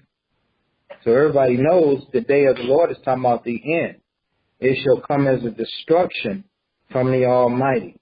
Therefore shall all hands be faint, and every man's heart shall melt. Why are they going to be afraid? Because of the sins that they've been committing. And they shall be afraid. Pain and sorrow shall take hold of them. Why? Because they made the wrong decision. They shall be in pain as a woman that travaileth. They shall be amazed one at another. Their faces shall be as flames. Okay? Behold, the day of the Lord cometh, cruel, both with wrath and fierce anger, to lay the land desolate, and he shall destroy the sinners thereof out of it. For the stars of heaven and the constellations thereof shall not give their light. The sun shall be darkened in his going forth, and the moon shall not cause her light to shine. And I will punish the world for their evil, and the wicked for their iniquity. And I will cause the arrogancy of the proud to cease, and will lay low the haughtiness of the terrible. And I will make a man more precious than fine gold, even a man than the golden wedge of Ophir. Why do you say precious, more precious than fine gold? Because the men of truth are people that the Most High is dealing with. So when destruction begins to start, people are going to want to know, man, where is this person? Because they're going to feel that with you they can have success. It says, therefore I will shake the heavens, and the earth shall remove out of her place. And in the wrath of the Lord of hosts, and in the day of his fierce anger. And it shall be as a chaste robe, and as a sheet that have no man take it up, that no man take it up. And that every man turn to his own people, and flee everyone unto his own land.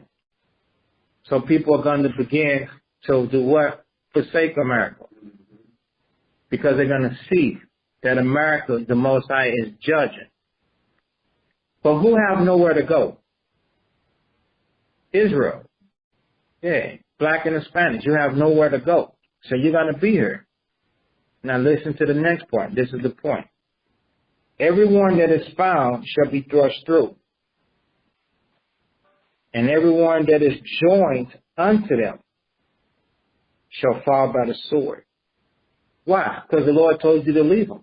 He told you to leave them alone. Leave their bright ideals alone. Okay? Leave their money-making schemes alone. Leave their wickedness alone. Because what are they all about? They're all about getting rich. Okay? Revelation chapter 18.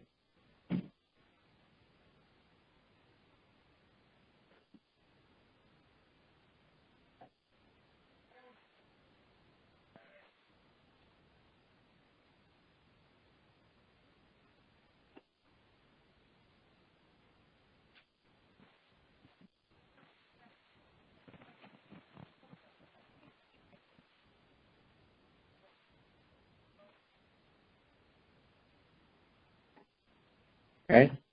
Revelation chapter 18 and verse 1. And after these things I saw another angel come down from heaven, having great power, and the earth was lightened with its glory. And he cried mightily with a strong voice, saying, America the Great is falling. It's falling. While I say America, remember, we just talked about that in Isaiah 13. This is the same Babylon. They changed the name. The Most High knows that they spiritually call Babylon, but they're not going to call themselves that. They're hiding under all different type of names. But the Spirit of the Most High, Yahushua, has taught us who these people were. So it's saying America is fallen, and become the habitation of devils. Okay? So what are you around now? You're around devils. That's why you see people do wicked things. What did somebody do out here most recently? Carjack a car. Well, you know, that's straight wickedness. But kill a girl and with the baby in there, and then somebody else. Why are they doing all that? Because they try. We're going to get to a conclusion on why they're doing all that. People are bugged out of their mind. What another incident do? A fight between a man and his wife and children. The woman gets out of the car with the kids trying to run and leave. He's shooting at the woman and shoot a child. I know wickedness is happening everywhere, but this is the city that we're in. So it doesn't matter. Everywhere you happen. The scriptures say that the devils are everywhere, and they possessing people, and they're causing them to do bug out things. The only way that you're going to get some type of, Revelations 18. The only way that you're going to be protected from all of that is that you flee from the shadow of this world. Stop trying to be like them. So now it says, and the hold of every foul spirit. See that? You got people transgendering themselves. Men wanted to be women and women wanted to be men. So much. I've never saw no foul and unclean wickedness like this in my life. It's so confusing now that the children, they took it all the way down to children and trying to tell, well, we want a bathroom with it where children can identify with. Huh? You're supposed to tell a little girl you're a little girl. You tell a little boy you're a little boy. You go in there. You stand up. What is the little girl going to do? Go in, pull her dress up, and sit on the urinal? You see? That's the most I said. That's why Babylon is coming down. Because it's a holding place for every foul spirit and a cage. So you don't think that you're in a cage. In a cage of every unclean and do what? And hateful bird. For all nations have drunk of the wine of the wrath of her fornication.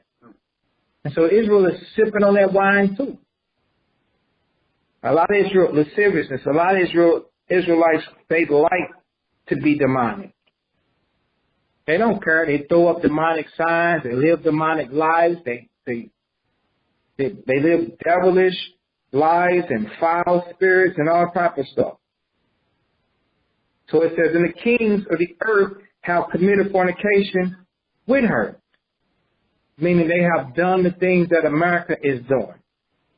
Check this out. And the merchants of the earth are waxed rich. You know what a merchant is? A person that sells. How they getting rich off you. The most I know they exploiting you. They getting rich off of you. And Esau letting them do it. Through the abundance of her delicacies. And I heard another voice from heaven saying, what? Come out of her. That's right. Come out of her, my people. Don't do what they doing, my people. So Israel is being warned that ye be not partakers of her sins. The Lord says, so I don't have to destroy you when I destroy them for doing it. So if your lifestyle is a lifestyle that's against the scriptures, if your expectation and ambition and whatever it is you're doing is against the scriptures and it's something, somewhere in life that's unlawful and it has something to do with the scriptures, against the scriptures, you need to leave it alone. I see all the time. Like, I'll give you an example. Here's a profession that's against the scriptures. Why would you want to go out and be a barber knowing that you're not supposed to create and shave somebody's head or destroy their beard? That's something that, so what? We got a lot of gifts and talents. Like, you might be really good at fighting. Does that mean be a boxer? Well, people, when they're good at fighting, that's the first thing they do. Go out there and get with Esau and train and become a boxer. Well, they're going to die with Esau. Everybody that's breaking the law, you're going to die with Esau. Now, say, for instance, you might be beautiful, a beautiful looking person. And you let Esau do what to you as a woman? Exploit you and prostitute you. You're going to die with Esau. You might be a man that think you have Denzel or handsome. What are you going to end up doing? You're going to let this man exploit you, and you're going to whore yourself out to this guy, to Esau, and then you're going to die.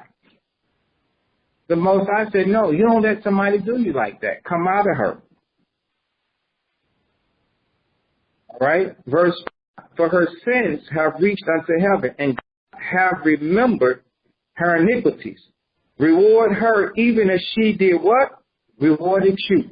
So when it comes to the nations bringing that wealth into you, oh, baby, I'm telling you, it's going to flow.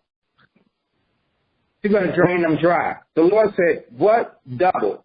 For her sins have reached unto heaven. Verse 6, reward her even as she rewarded you, and double unto her double, according to her works. And the cup which she hath filled to her what? Filled to her double. Filled to America.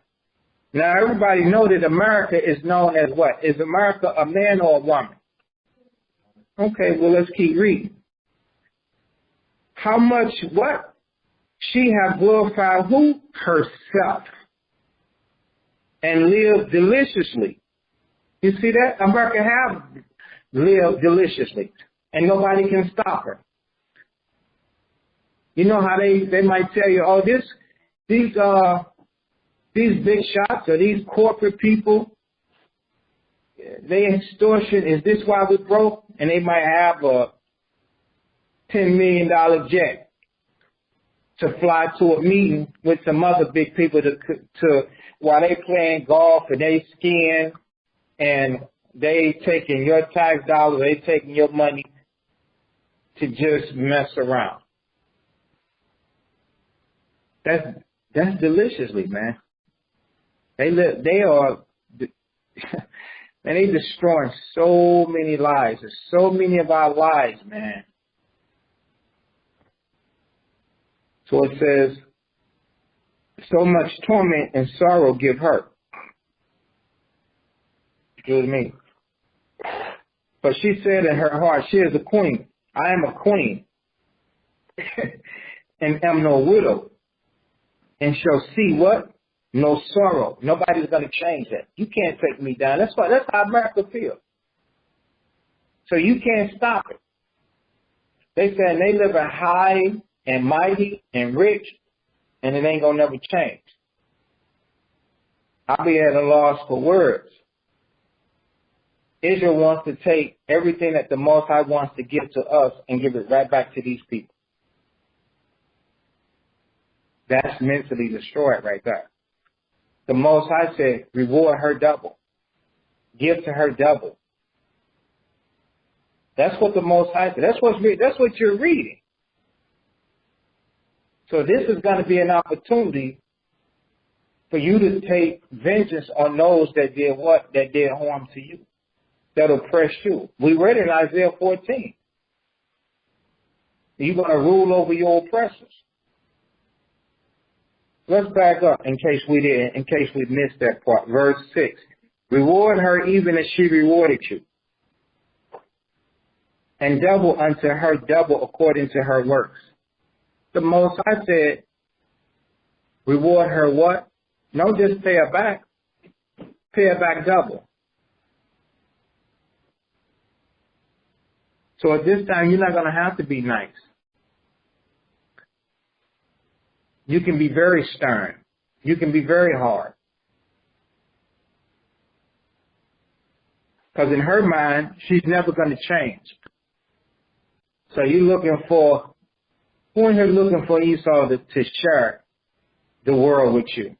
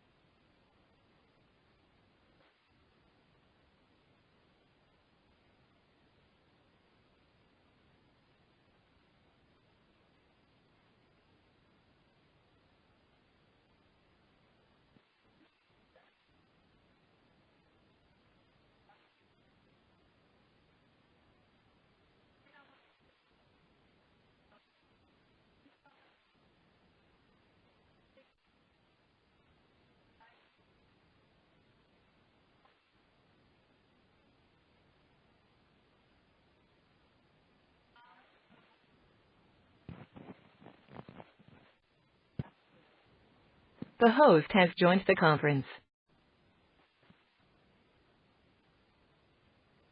Okay. So now remember, in verse 7, what it's saying. So she said in her heart, I am a queen, am no widow, and shall see no sorrow. Therefore her plague shall come in one day, death, mourning, and famine. The Most High said it's going to happen in one day. He's going to destroy America. And she shall be utterly burned with fire. But strong is the Lord the Most High, who judged her.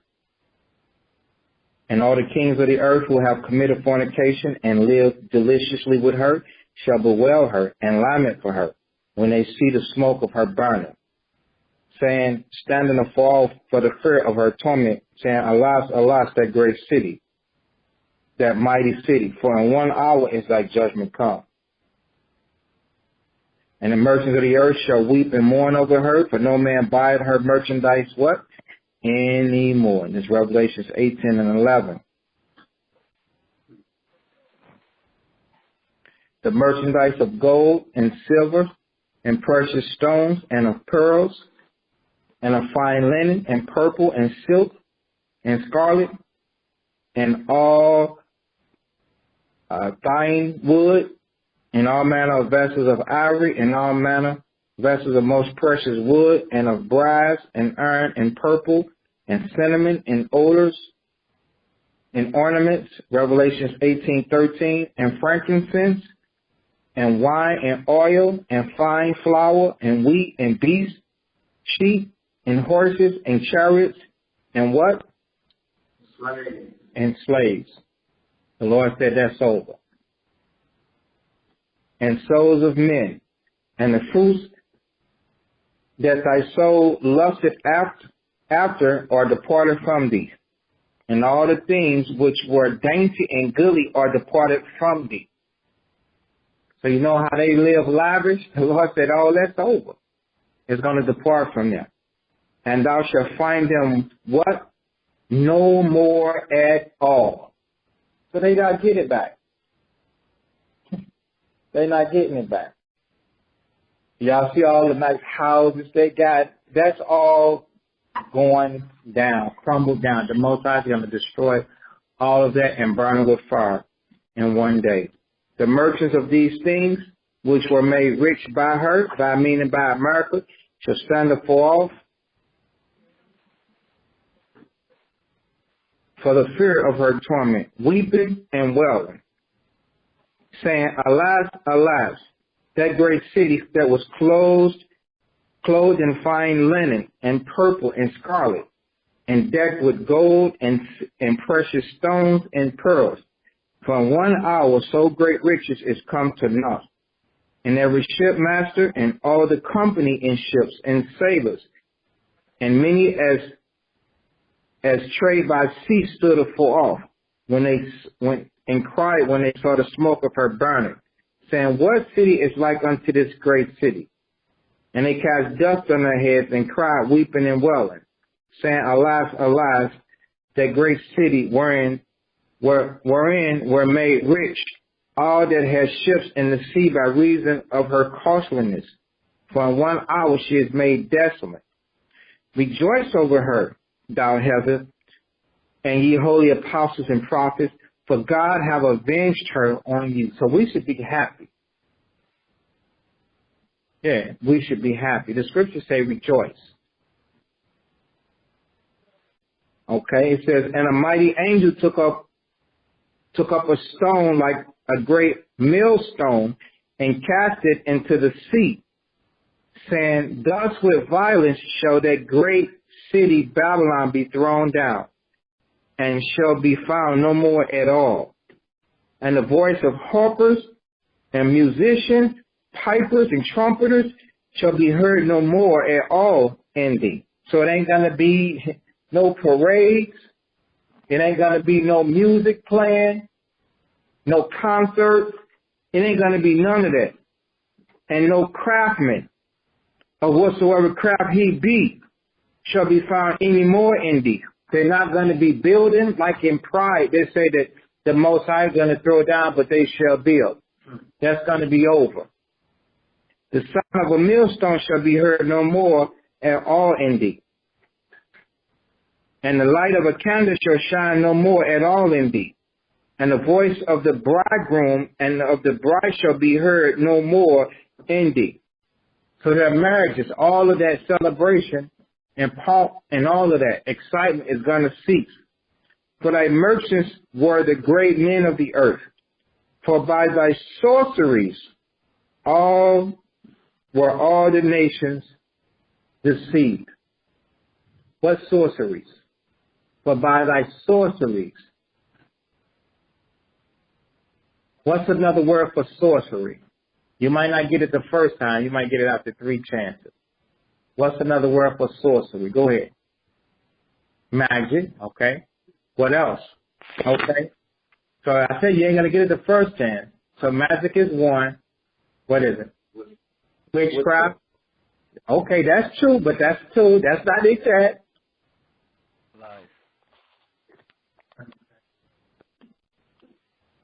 Somebody else, what'd you say? Life. One more time up.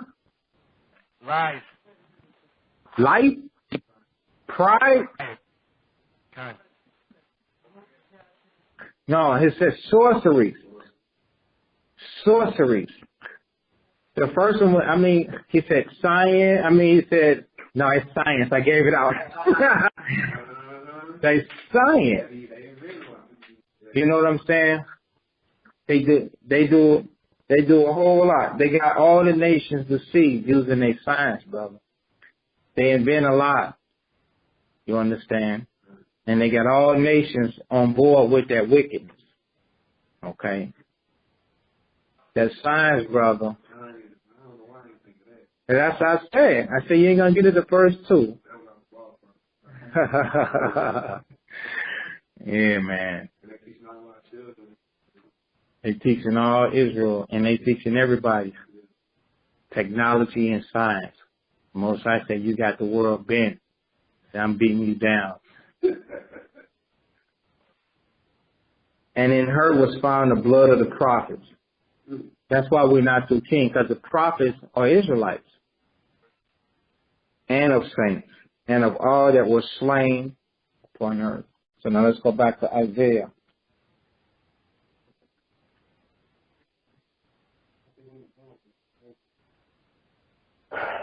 Isaiah 14.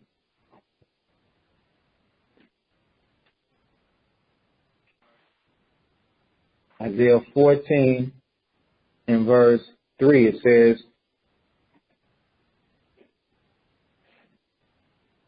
and it shall come to pass in the day that the Lord shall give thee rest from sorrow and from thy fear and from the hard bondage wherein thou was made to serve, that thou shalt take up this proverb against the king of Babylon and say, how have the oppressor ceased?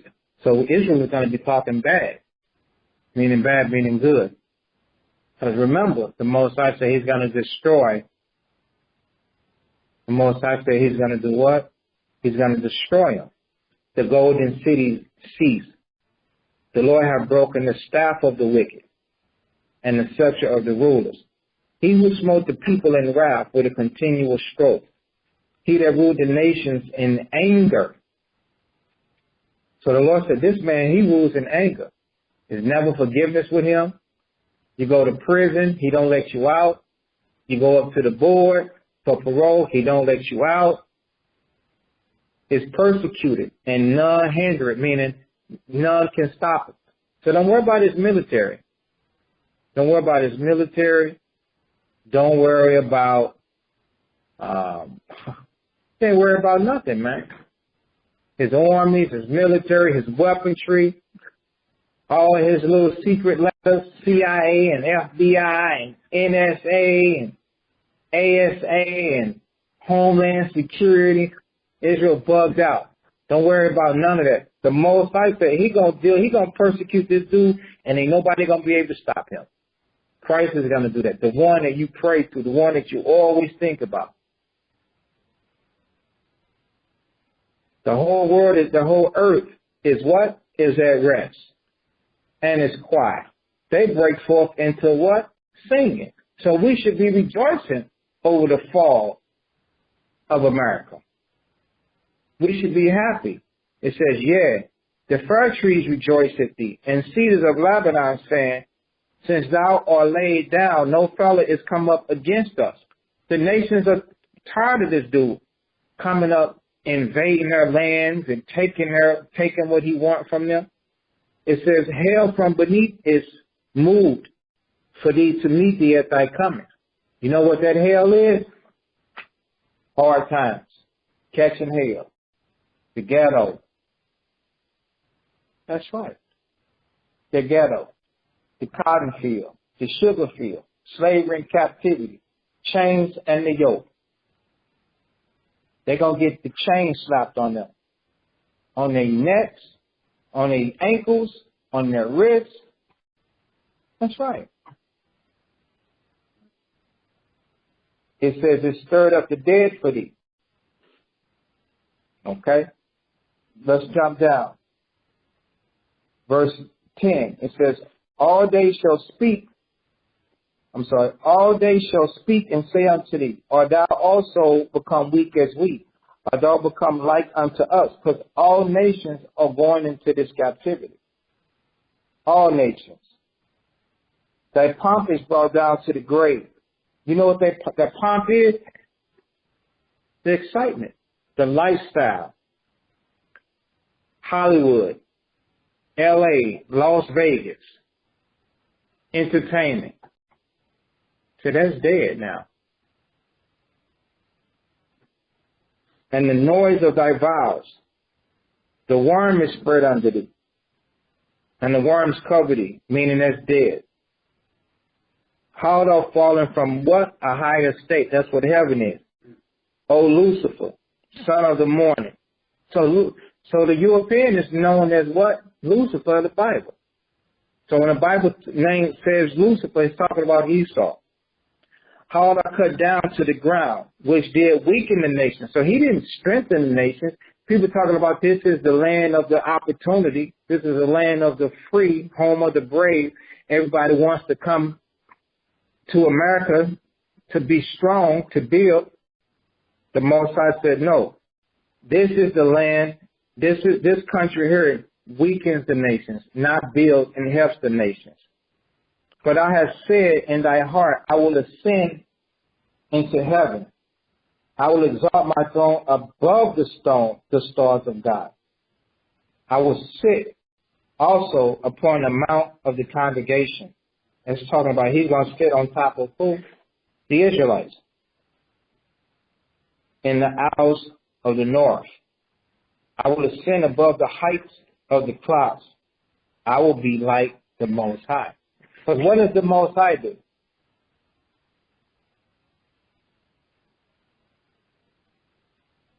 The Most High controls everything. So that's what he's doing. He's trying to control everything. It says, yet thou shalt be brought down to hell, to the sides of the pit. Okay? They that see thee shall narrowly look upon thee and consider thee, because they're going to go back into their former state. Saying, is this the man that made the earth to tremble, that did shake kingdoms? They're going to see them chains on them. They're going to see a lower state. They're going to see them greatly humbled and destroyed. Remember, they're not going to be here no more. They ain't going to have no AKs or no pistols. They ain't going to have none of that. They're not going to have no houses. They're not going to have nothing luxurious, no fancy clothes. They're not going to have none of that. Nothing to deceive you. And when you see them, they're going to be returned back into the natural state of the heathen that they are. Hairy all over. Straight like they straight out the cave. No sorcery to deceive you. No makeup to hide and cover behind. The natural state. That's what they're going to return back into. You see? Most High going to take all of that away. No luminary. You understand? They looking 70. They 70, but they making themselves looking 30. No. None of that. All that is going to be gone, man. It says that there should say King verse 17 that made the world as a wilderness and destroyed the cities thereof, that opened not the house of his prisoners. You see that? You do something, man, that man put you in jail and you don't get out. When Isaiah 14 and 17. All the kings of the nations, even all of them, lie in glory, and everyone in his own house. But thou art cast out of thy grave like an abominable branch, and as the raiment of those that are slain, thrust through with a sword, that go down to the stones of the pit, as a carcass trodden under foot. Thou shalt not be joined with them in burial, because thou hast destroyed thy land and slain thy people. The seed of evildoers shall never be renowned. Prepare slaughter for his children, for the iniquity of their fathers. So y'all hearing what the Most High said? This is how you should look at your children. You can't touch them now. You have to wait for Christ. But he says, prepare slaughter for his children, for the sins of their fathers. Why? Because they inherited and they kept a perpetual hatred. The same hatred that their fathers had is the same hatred that they stirred up. For they do not rise nor possess the land nor fill the face of the world with cities. That's not how Israel look at the world today. That's not how Israel look at whites. They don't look at it like that. They want a place for them. They want them to rise, possess the land, and put their face everywhere. The Most High said, no, they're not going to do that. For I will rise up against them, said the Lord. I hope we're saying this. And cut off from Babylon, what? The name. Okay? In other words, we're not carrying their name no more.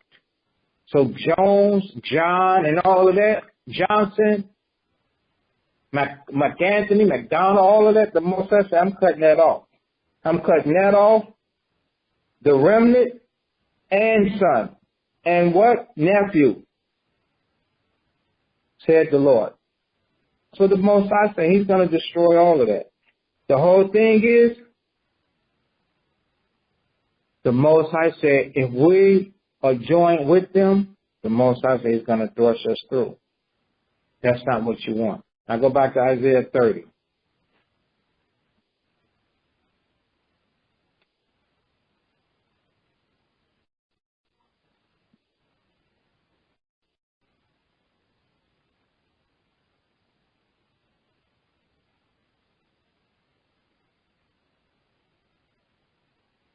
Okay, Isaiah chapter 30. Where did we stop at, bro?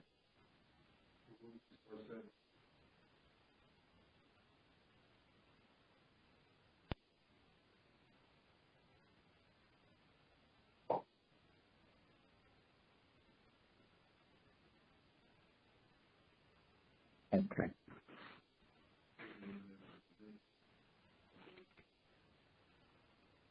Oh, right. Thank you. So go back to Isaiah 13.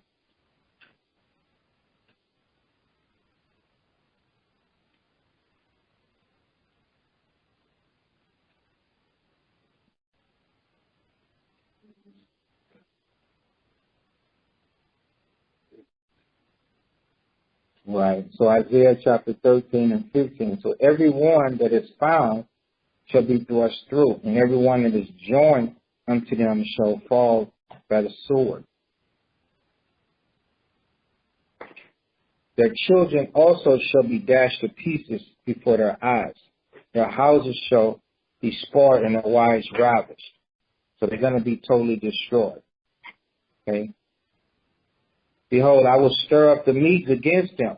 The Most High is going to turn nations against them, which shall not regard silver And for gold, they shall not delight in it. Their bows also shall dash the young men to death. And they shall have no pity on the fruit of the womb. Their eyes shall not spare their children, And Babylon, the glory of kingdoms, the beauty of the Chaldees, excellency, shall be as when the Most High overthrew Sodom and Gomorrah. It shall never be inhabited. Check this part out. Neither shall it be dwelt in from generation to generation. When you read this next part, this is the thing that we was talking about earlier. Neither shall the Arabian pitch tent there. So the Most High knows that the Arabians are pitching tent here. We call them Arabs or Arabs. When they pitch a tent, instead of a tent, it's a building now. And they pitch in tents to do what? To make money from you. Neither shall the shepherds make their fold there, but wild beasts of the desert shall lie there. And their houses shall be full of what? Doleful creatures, and owls shall dwell there, and satyrs shall dance there. So once the Most High destroys America, nothing is going to leave her again. The wild beasts of the islands shall cry in their desolate houses, and dragons in their pleasant places. And her time is near to come, and her days shall not be prolonged. That's why the Most High said, you know what? Come up out of her, my people. We're almost there. Go back to 2nd Ezra 2.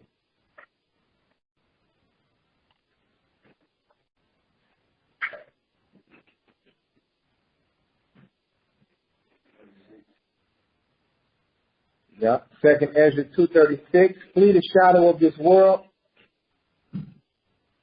Receive the joyfulness of your glory. I testify my Savior openly, so if he do it, we're supposed to do it. So I hope we understand what fleeing the shadow of this world is consistent of, man. You got to stop breaking the Most High's commandments and stop wanting to be like a world or part of the society that the Most High is going to destroy, because the Most High is going to replace this society.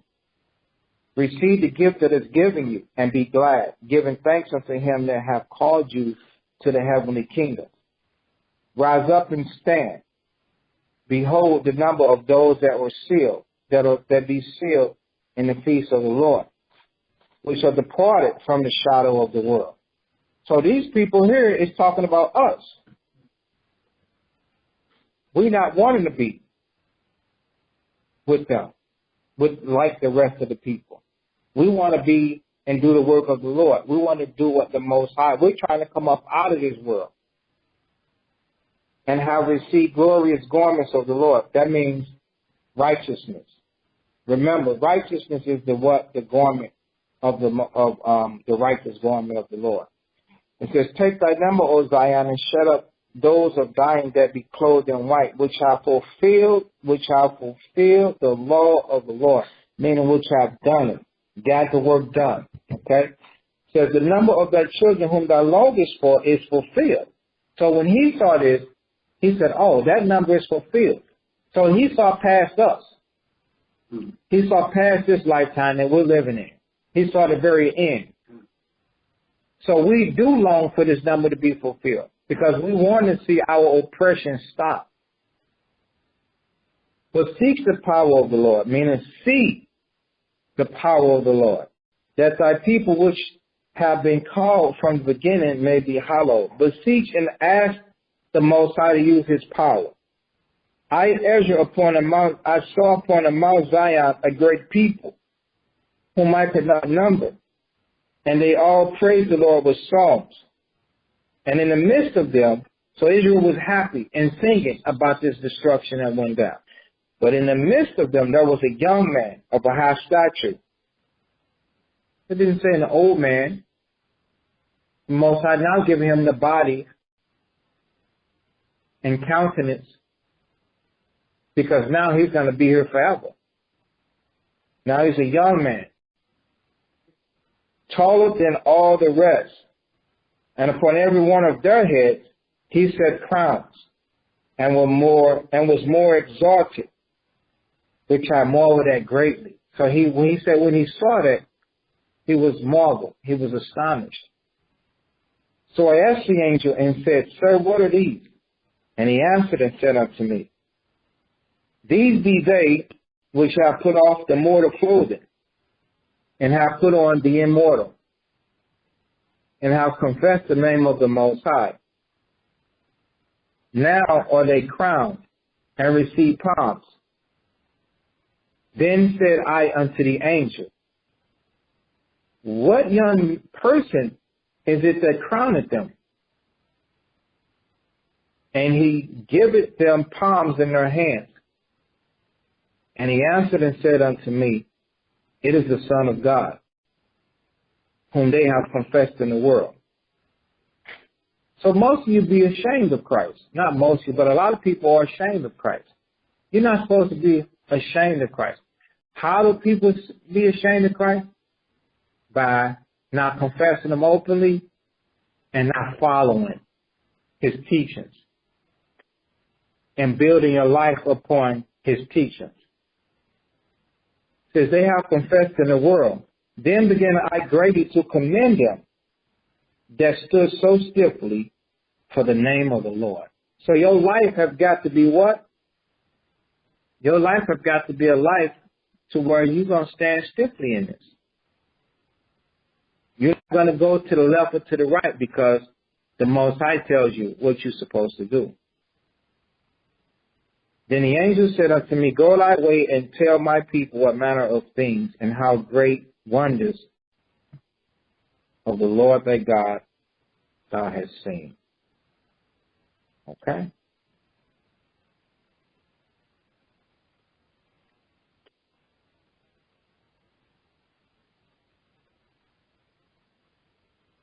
Exodus 19 and verse 5.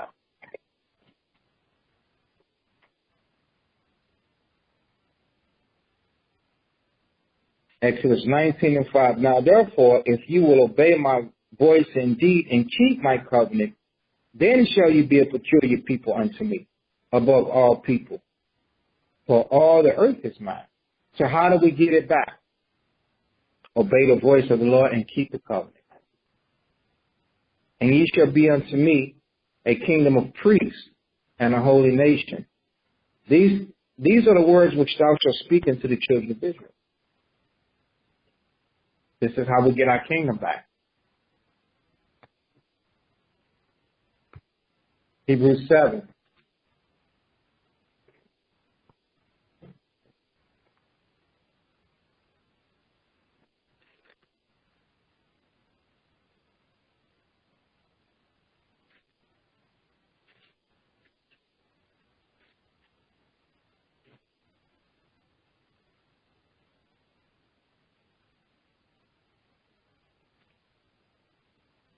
Hebrews 7 and 22 says, By so much was Yahushua made a surety of a better testament.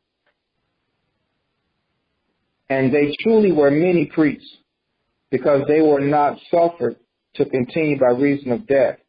But this man, because he continued forever, have an unchangeable priesthood. So Christ have an unchangeable priesthood.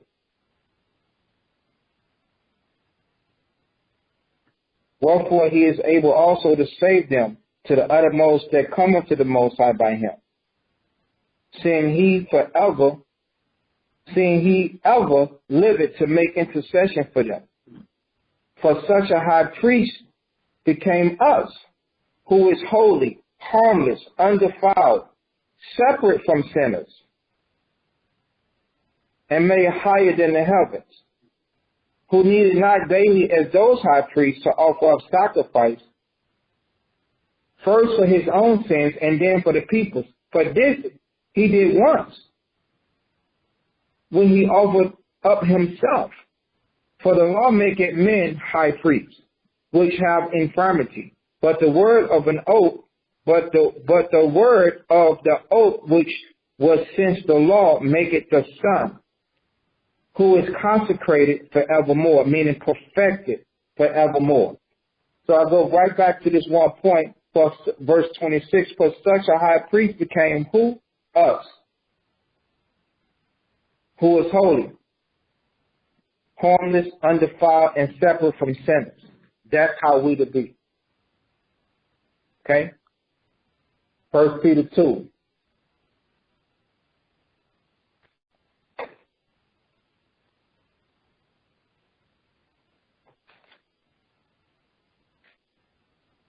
First Peter 2 and verse 5. It says, you also, as lively stones, are built up a spiritual house. So before we become a place and get our kingdom back and get our nation back or get our city back, we are a spiritual house, a holy priesthood to offer up spiritual sacrifices acceptable to the Most High by Christ. Okay? Wherefore also it is contained in the scripture, behold, I lay in Zion a chief cornerstone, elect and precious, and he that believeth on him shall not be confounded, meaning confused. Unto you therefore which believeth he is precious, but unto them which be disobedient, the stone which the builders disallowed, the same is made the head of the corner, the head of the corner, and a stone of stumbling and rock of offense, even to them which stumble at the word, being what? Disobedient. So anybody that stumbles at the word, they don't understand or know it, they do it because they are disobedient. It says, whereunto also they were appointed. But ye are a chosen generation, a royal priesthood, a holy nation, a peculiar people, that ye should show forth the praises of him who have called you out of darkness into his marvelous light, which in time past were not a people, but are now the people of the Most High, which had not obtained mercy, but now have obtained mercy. So you can tell that you've obtained mercy because the Most High has put his laws into your heart, in your inward parts, and into your heart.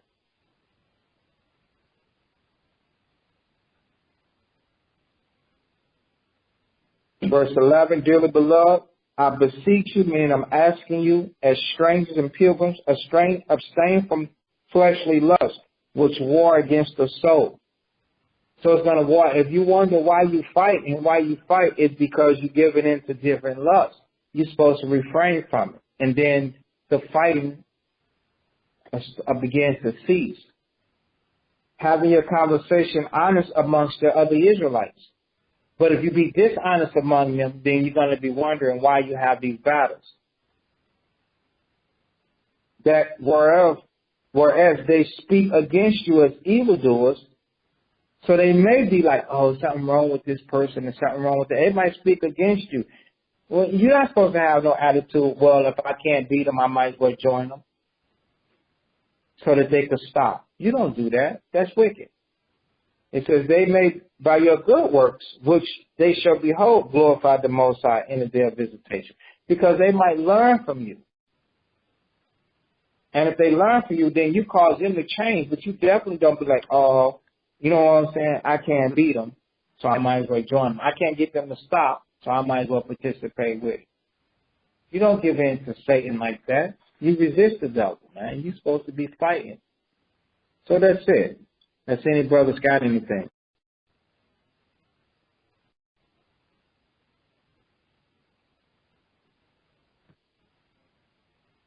Okay. So Matthew 26.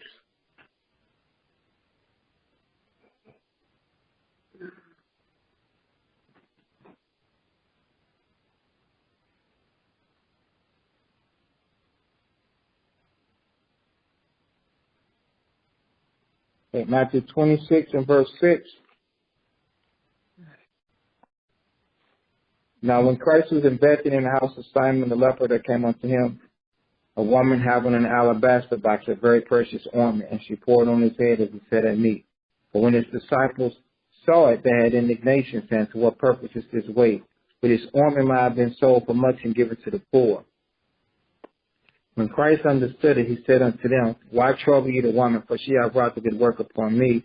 For ye have the poor always with you, but me ye have not always. For in that she hath poured this ointment on my body, she did it for my burial.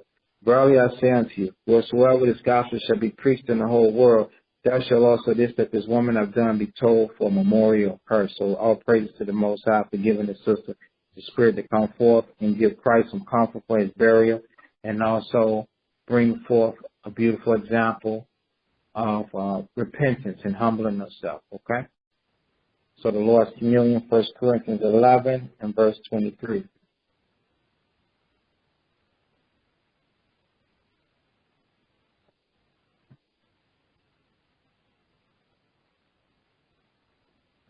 Okay.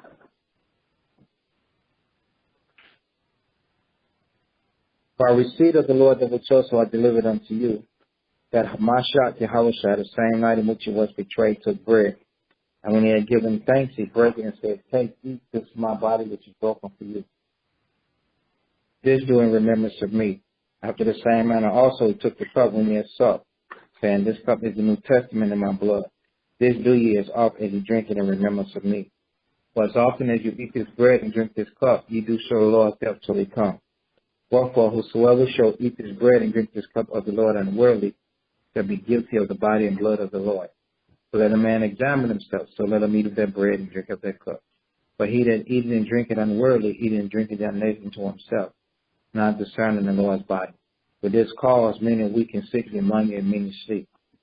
For if we would judge ourselves, we should not be judged. But when we are judged by the chastening of the Lord, that we should not be condemned with the world. Okay?